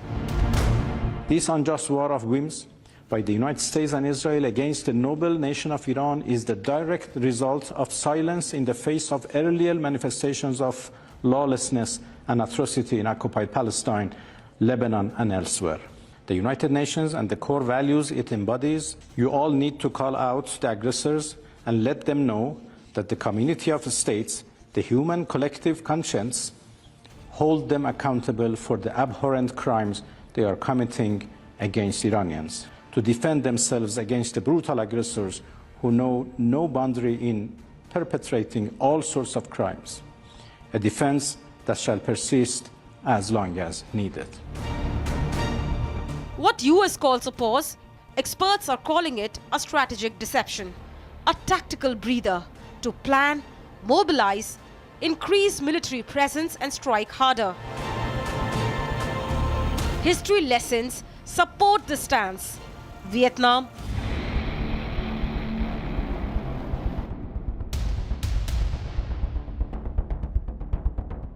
Iraq,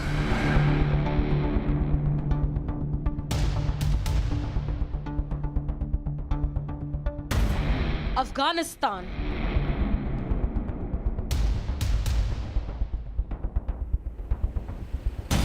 and now Iran.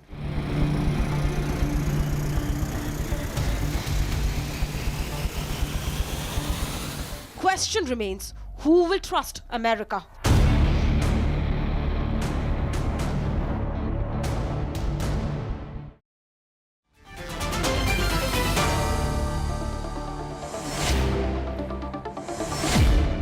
Dr. Melody, I want to begin by asking you, your opposition leader has basically raised questions about whether at all this operation can really continue, whether at all the IDF can take a further hit, keeping in mind that some think tanks are also suggesting that you do not have enough weapons in store, particularly the Tomahawks being one such.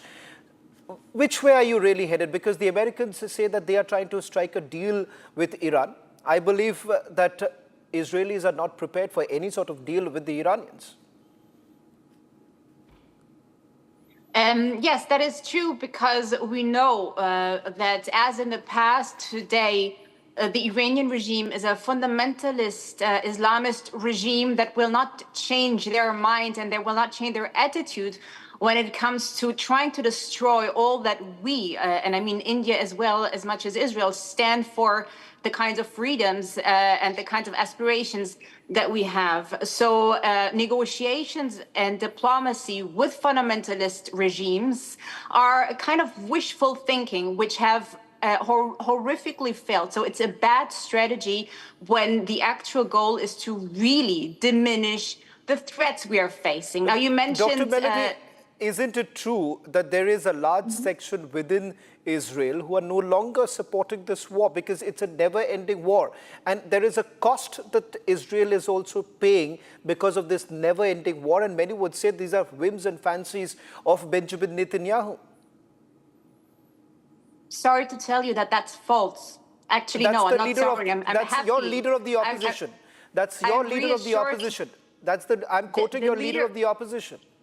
The leader of the opposition, if you're referring to Yair Lapid, made a very clear statement. When it comes to the threats the state of Israel are facing from the Iranian regime, there is no opposition and no coalition. We are all one.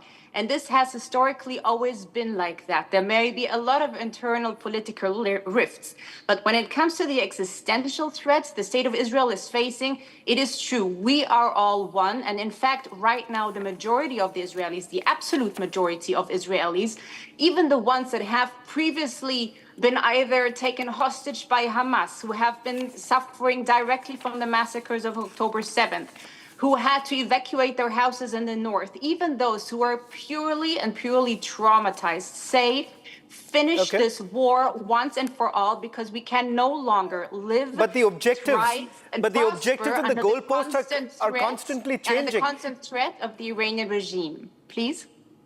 The goalposts are constantly changing. I'll get a quick word first from Yusuf. Yusuf, you know, at the beginning of the program, I listed out several examples why the Americans can never be trusted. Perhaps Israelis believe that the Americans can be trusted, and perhaps they need the Americans right now. But having said that, it seems that there is an ulterior motive. On the one hand, there is a talk of ceasefire going on, or as President Trump says, I don't need a ceasefire right now because everything has been obliterated, everything is finished, there is nothing left. If there is nothing left, I still can't understand what is it that he wants to talk about. Yusuf, how are the Iranians really looking at the current situation? Is it a strategic deception? Is that how Tehran is really looking at this issue? Well, of course, in Iran, there's this perception that you cannot fool me more than 2 times. And now 3 times, they say, you fooled me once, shame on you. You fooled me twice, shame on me. And now we see that back in June last year, the Israelis attacked Iran while Iran was negotiating with the United States. There have been some sticking points, but of course, Iran was waiting for the 7th round of talks to be held between Iran and the United States, mediated by Oman back then. And then recently, the same thing happened, and the United States betrayed diplomacy and attacked Iran while they were waiting for the 4th round of talks to be held. So Iran is not going to be fooled again. The Iranians are saying that the United States betrayed diplomacy. Yusuf, then what is it that the Iranians want at this point in time? Because as I understand, the plan that has been proposed by Tehran, perhaps it's not going to be acceptable even to the Gulf countries. Well, of course, Iran wants something which is very much clear, not just now, but in the past. Iran has time and again said that it wants to pursue nuclear activity. And in the 2015 nuclear deal, back then, Iran agreed to cap its uranium enrichment to 3.67%. And it is ready to do so again. This is not a dangerous level of enrichment, 3.67%. This is not much. You need more than 90% of enrichment to get close to a nuclear bomb. But 3.67% is nothing dangerous. And the Americans keep insisting on total elimination of Iran's nuclear industry, something which Iran believes is a breach of Iran's sovereignty. And second is Iran's right to develop ballistic missiles. Iran says that it is under sanctions and it cannot actually acquire air defense systems like, for example, the Russian S-400, S-500.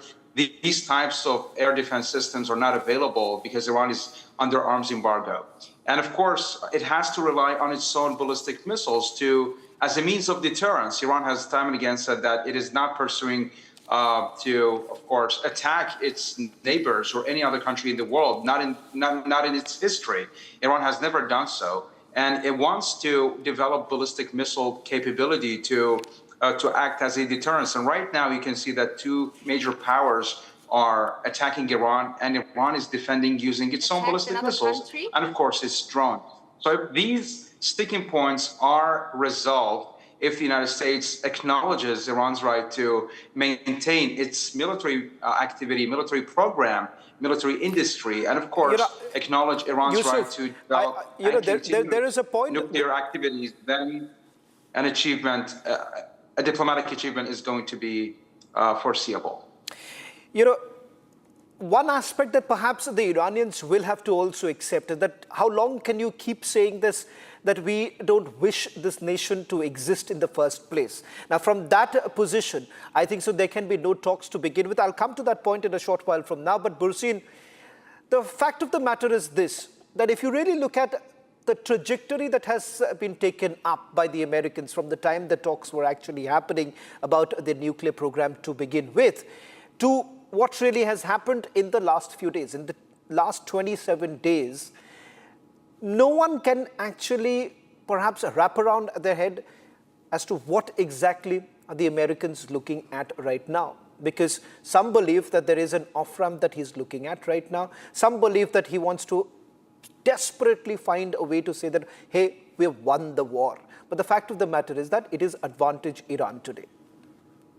Far from it. There is no advantage to Iran. The very fact that Iranian delegation had to fly to Islamabad for these preliminary talks about talks, they needed permission from Israel command because they're not even in control of their airspace. Now, that's just one latest example I'm throwing to you of what ground and air realities are. The question of Iran actually now, having Bursin, I'm sorry to interrupt you. I'm just giving you a small example here. Right from the beginning, when this war actually began, a list was basically put out that we have decapitated the military leadership of Iran.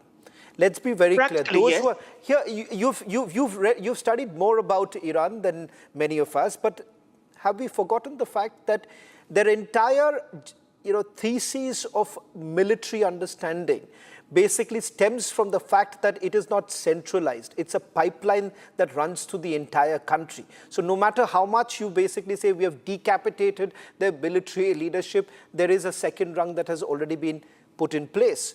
So what you're basically looking at is a regime change which has not happened. Military leadership, you may have weakened it considerably, but the fact of the matter is that 28th day, they're still fighting on. Yeah, so what do you expect in a month with these stunning successes that you're not talking about? And speaking of regime change, let's go back to Iranian studies, which is my field. It took a year for the Shah to leave from Jan 78, when the first riots took place, to Jan 79. Now, that's just a fact. Second point is, Iran talks about its ballistic missile arsenals, and every and any state has a right to deterrence. Nobody's denying that. But what do you do with that ballistic missile in the way you use it for funding regional proxies and creating havoc across the region? That is what's happened, and those are ground realities. The missile arsenal in Iran has not been developed with Israel in mind. Just ask Pakistan what happened when those missiles and drones were fired in January 2024 into Pakistan. These are, again, ground realities. Then you talk about nuclear caps at 3.67%. Yes, that is a literalist reading of the JCPOA of 2015, Shravan, but that is taking a very lawyerly approach and not looking at the bigger picture, because even the Obama administration conceded. Today is 2026, year 11 of the treaty. Had it continued, by this time, Iran would have continued enriching at a capped level with second and third generation advanced centrifuges, which they are already on, and the volume of stockpile would have increased to a point where the breakout time would have completely come to a window of 0%. That is what even Secretary Kerry as Foreign Secretary admitted when this deal was signed in July 2015, that there is nothing we can do about it. In that JCPO agreement, there was no talk about the ballistic missiles at all. And that is something which Hakan Fidan, on the eve of the war, Turkish foreign minister, mentioned that once the talks with Oman, through the Omani mediation, go through, all of us need to sit with Tehran and have a thrashing out of what about their arsenal, which is a clear and present danger to all of us in the region. Now, so you can have a deterrence. Let me finish, please. Yeah. You can have a deterrence. Any country is entitled to have its own arsenal for deterrence, but not for offensive measures. Why is Lebanon not a normal country today and enthralled to Hezbollah proxies? Ask the Lebanese that. I can still understand Israelis making a point here, because they are... But ask the Lebanese. Ask the Lebanese why they don't have a normal country I don't understand today. How exactly... No, of course. The fact of the matter is that no one is basically going to ever endorse the fact that if you continue arming the proxies, particularly Hezbollah, and what we are seeing right now as far as the Houthis are concerned, that is not something that can be basically supported. But having said that, can America really dictate how a country is going to operate?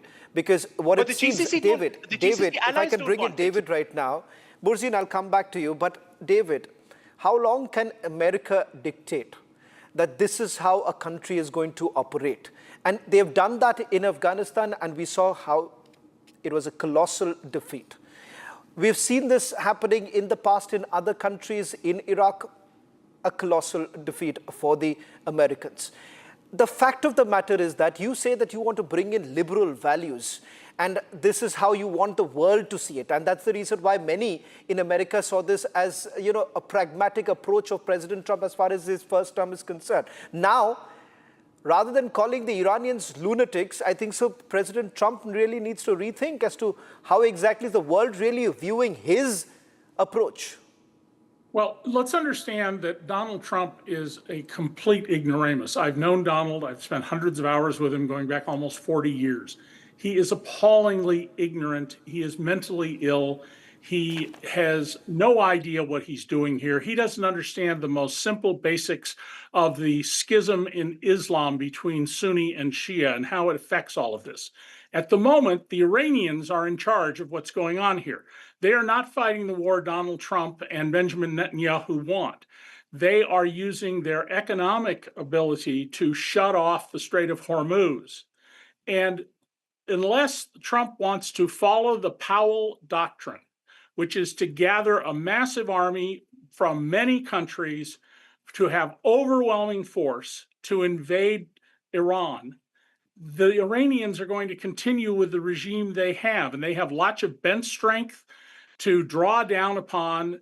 Clearly, there's very good signals intelligence that is allowing the Israeli and U.S. governments to identify where various leaders are so they can pick them off one at a time or sometimes in groups.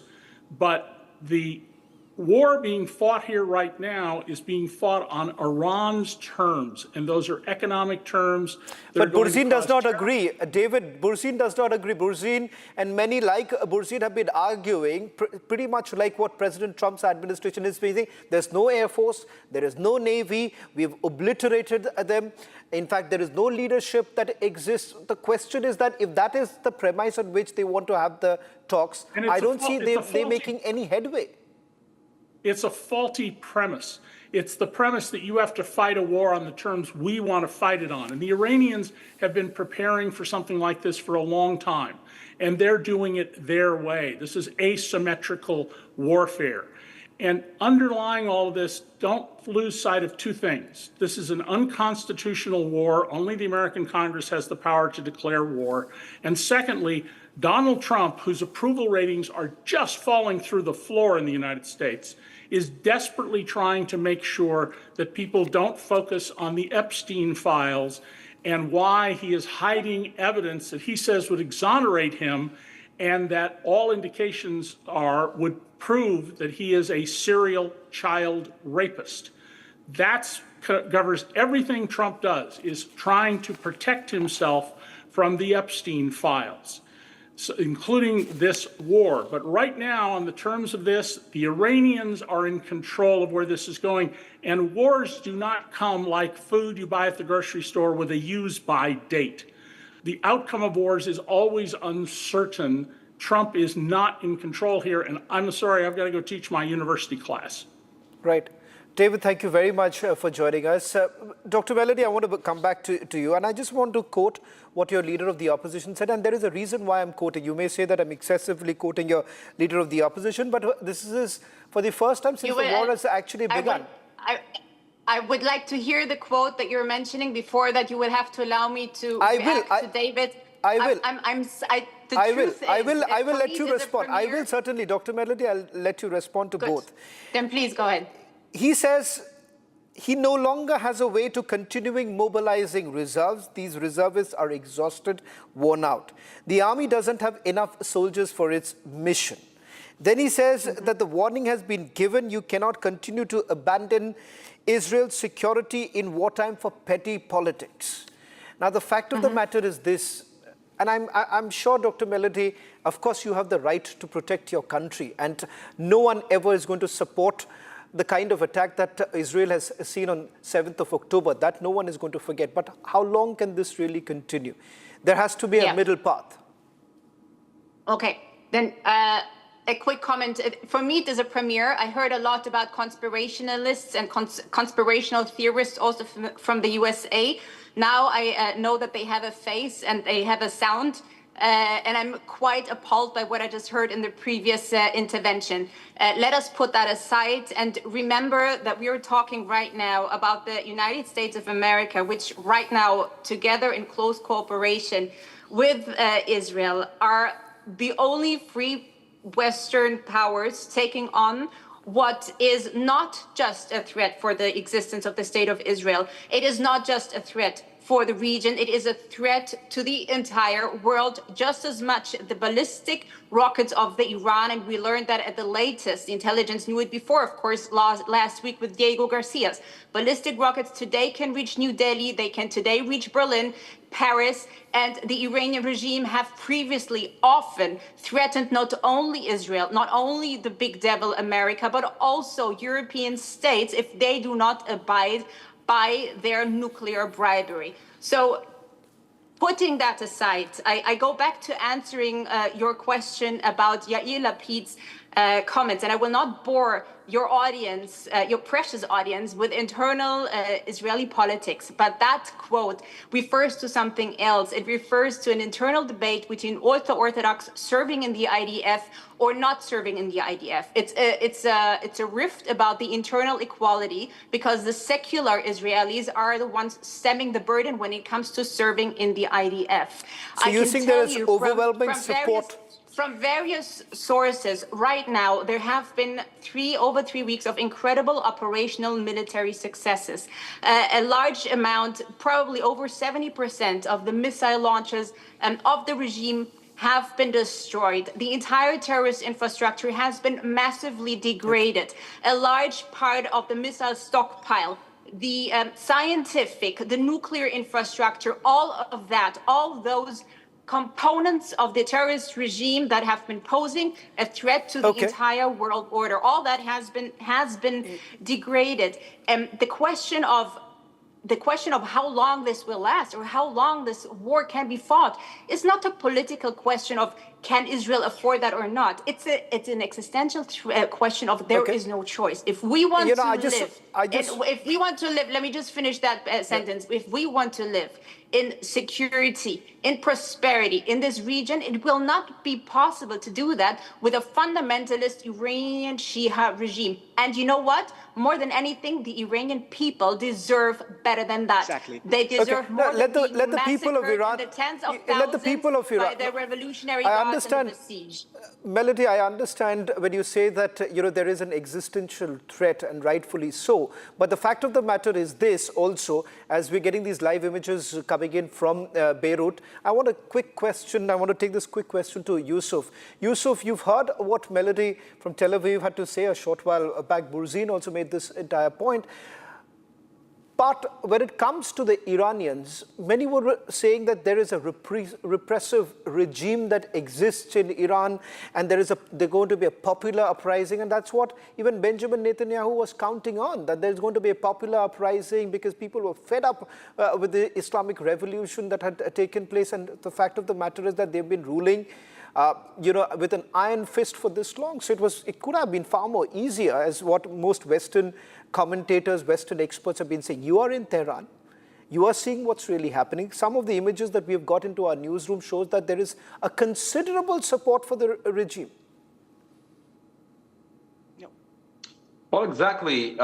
We cannot ignore the fact that the Iranian government is suffering from some economic mismanagement, and it is not acting very well with regards to the country's economy. And people are really concerned about how the Iranian government does with regards to its economy.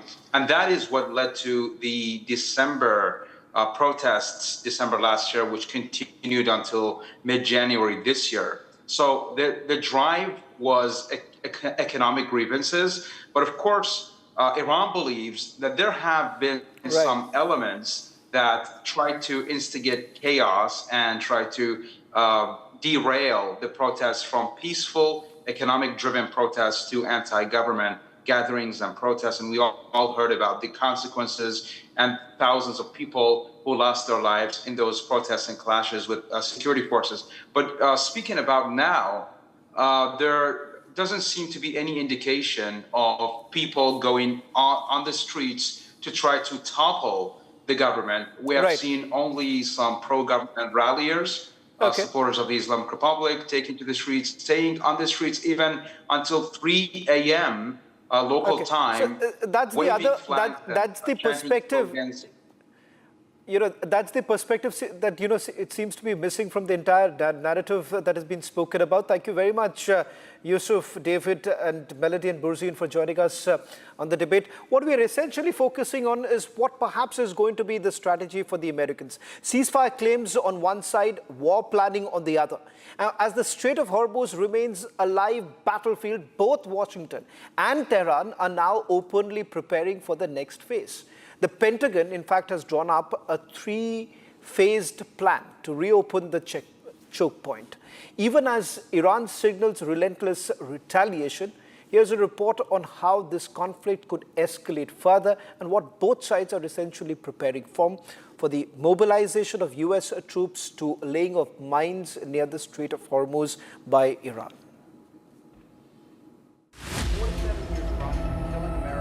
Iran war turning into a full-scale strategic chessboard. The United States now has a clear 3-phase potential plan.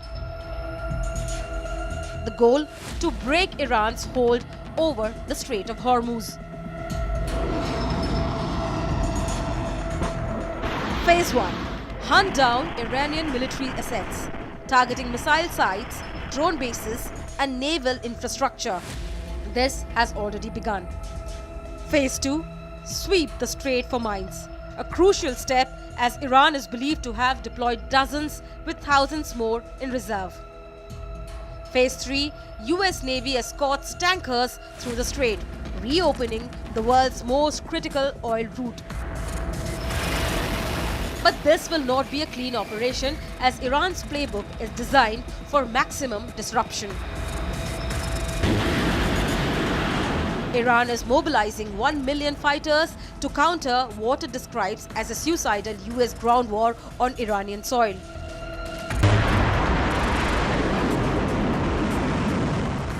From above, missiles and drones are ready to military ships. While at sea, swarms of fast attack speedboats loaded with explosives can overwhelm even advanced defenses.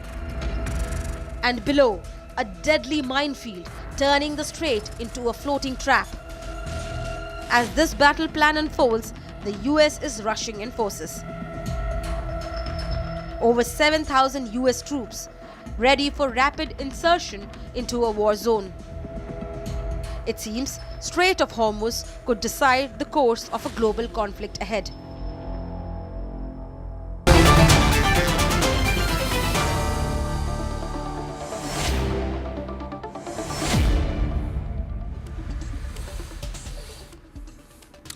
All the way, President Trump has been talking about a military pause, but what we see on the ground is completely different. Tom Cooper, independent military expert, joining us. Colonel Glenn Grant is joining us from Riga.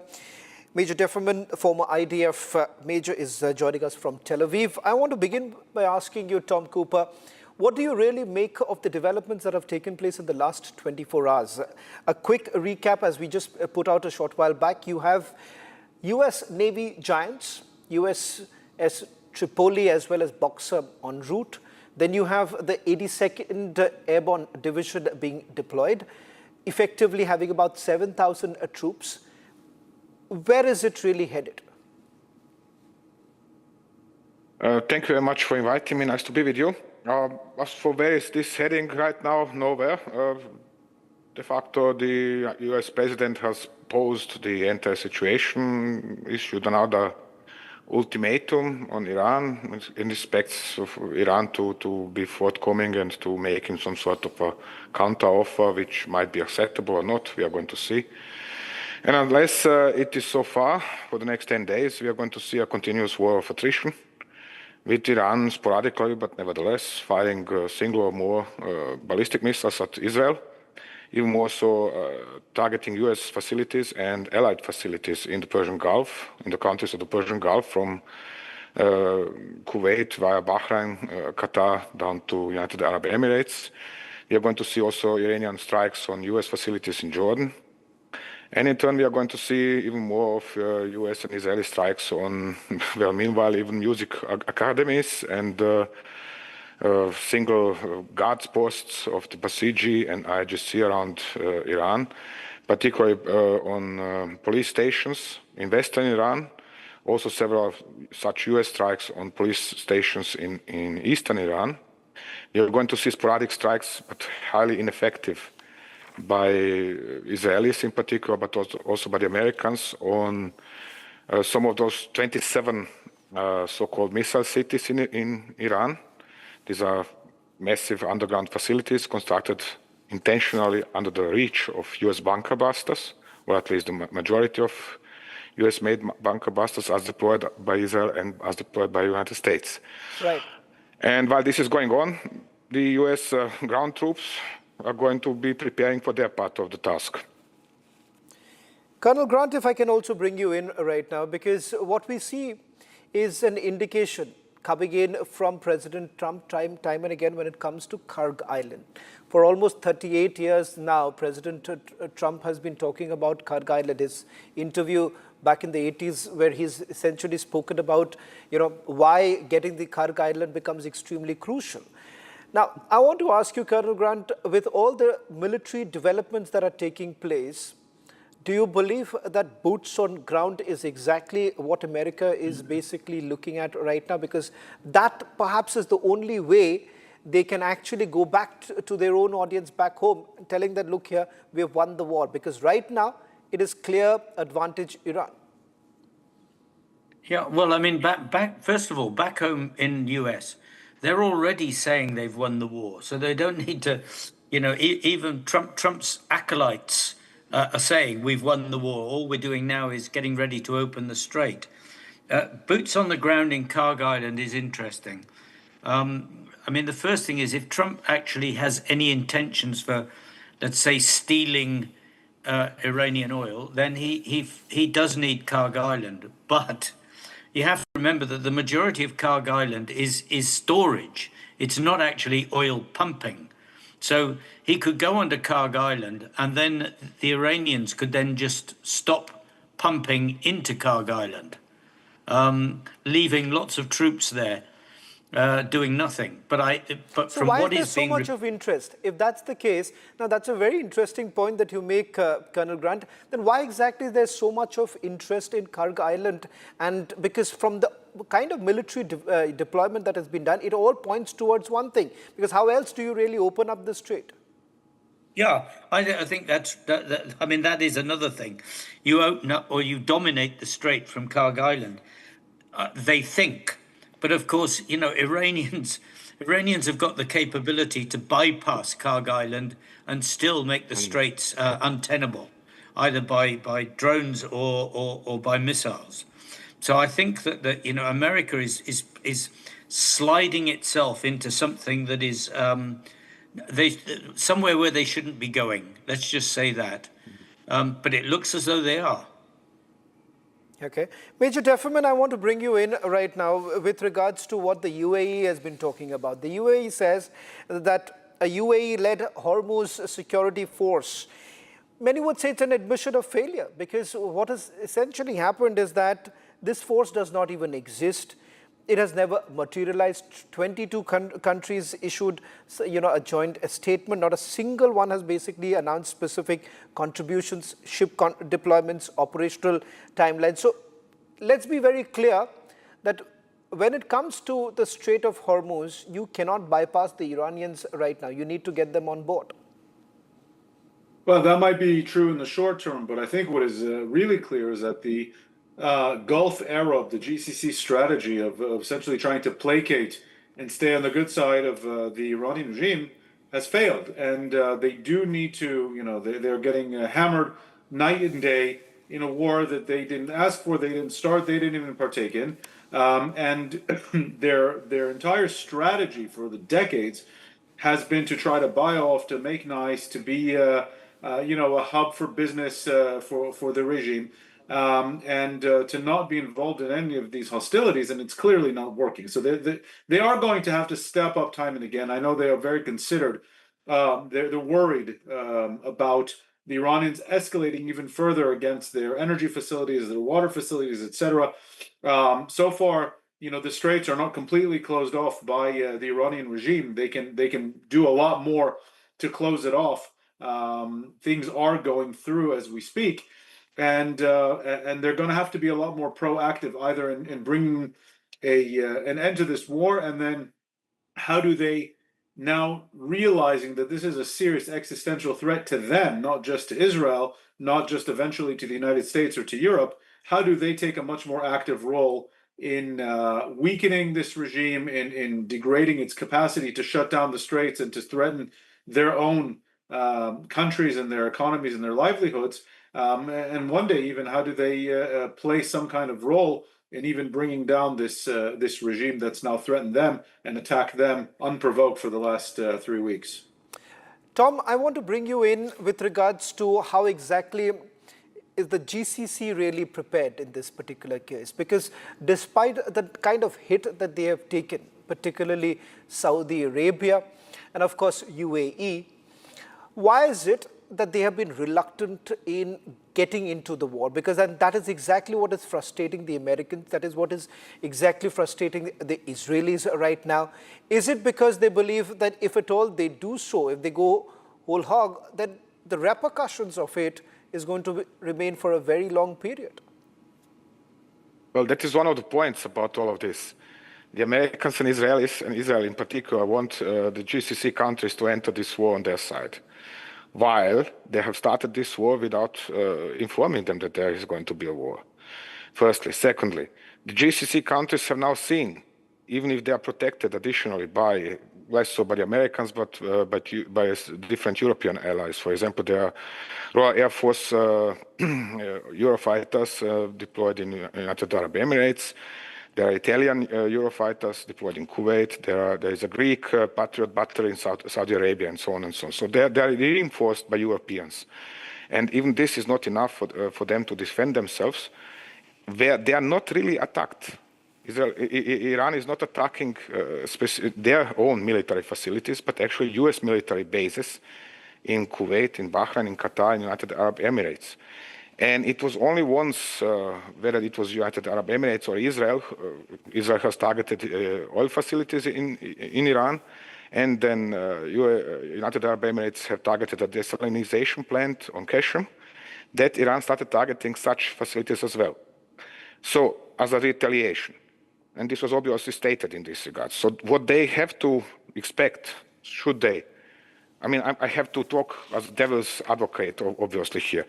What they have to expect from their point of view, and this is what is making them reluctant, is that in the case that Iran starts targeting their military facilities, then these are going to be hit as hard as US military facilities have been hit the last 3 weeks. And we have seen, for example, Iran successfully destroying all the major radar stations of the US armed forces in the Middle East, from Jordan via Iraq down to Kuwait in particular, in United Arab Emirates, Bahrain, Qatar, everywhere. So the United States have then brought in new radars from, for example, South Korea, and this was knocked out as well. So the Arabs in the GCC countries see what is going on around them, know what is going on around them, how hard have American facilities been hit, then therefore they know if they now join the US-Israeli coalition, then they have to expect the same to happen to their own bases. And this is making them reluctant as well. And finally, there is this, they still would have to explain to their own public that they are joining what is, by majority, as far as I can gauge it, of course one can never say, but at least lots of voices from the Arab world, is this is a Zionist invasion of Iran, this is an attack on a Muslim country, whether this is Shia Muslim country or Sunni, it doesn't matter in that regards.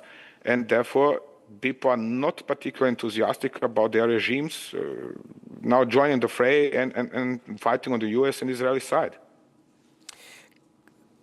Colonel, if I can, make an estimate of what Americans have really achieved so far. Because within their audience, as you pointed out, that they already believe that they've won the war. But let's be real here. We're looking at a region that has been completely destabilized. The objective that they initially spoke about, a regime change, did not happen.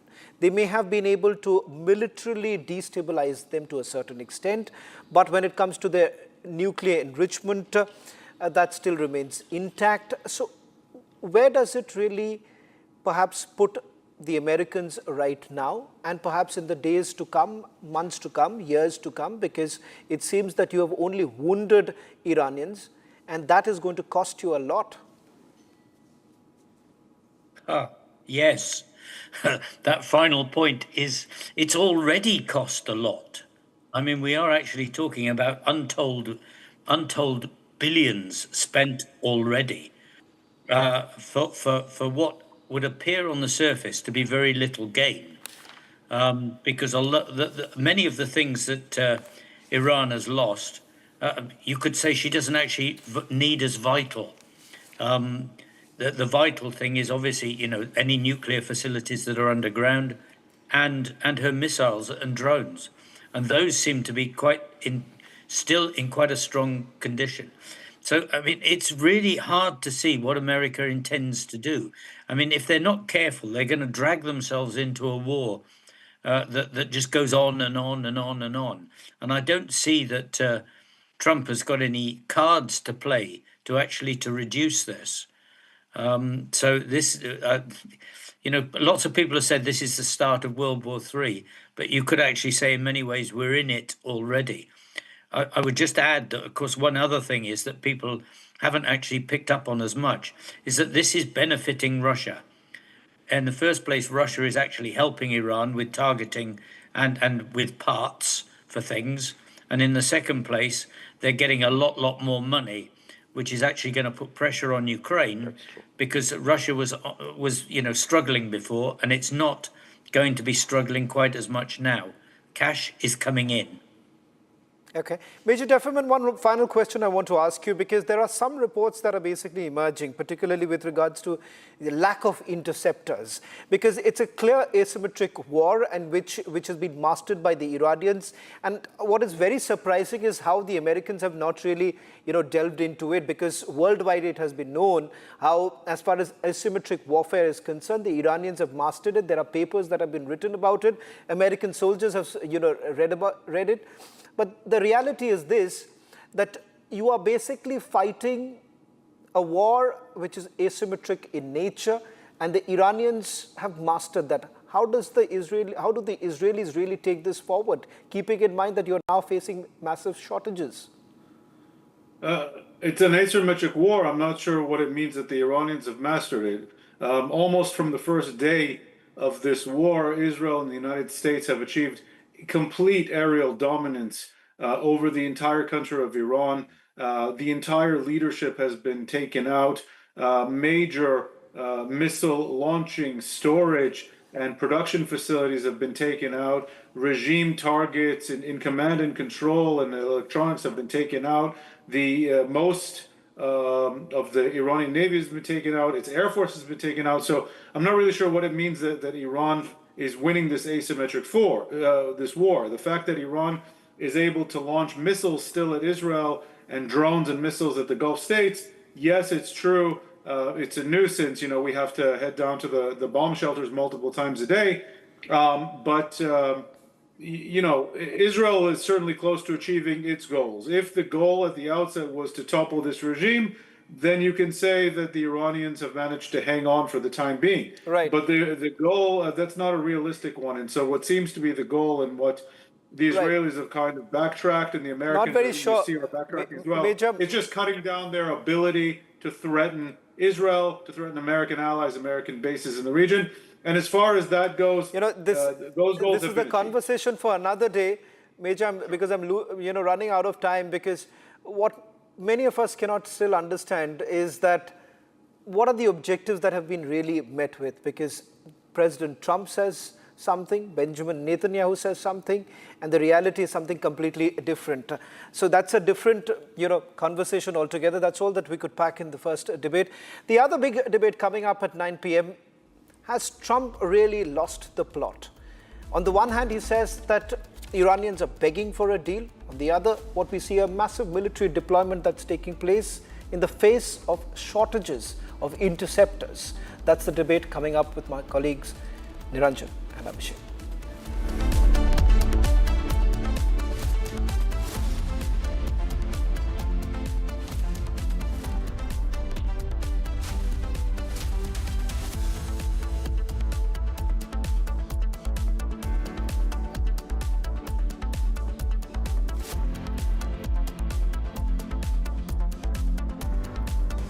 Time for a quick breather.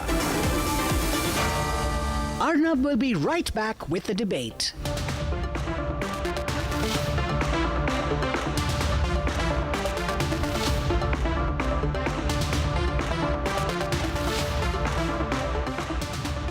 Powered by Century Ply Club Prime. रहो बेफिक्र.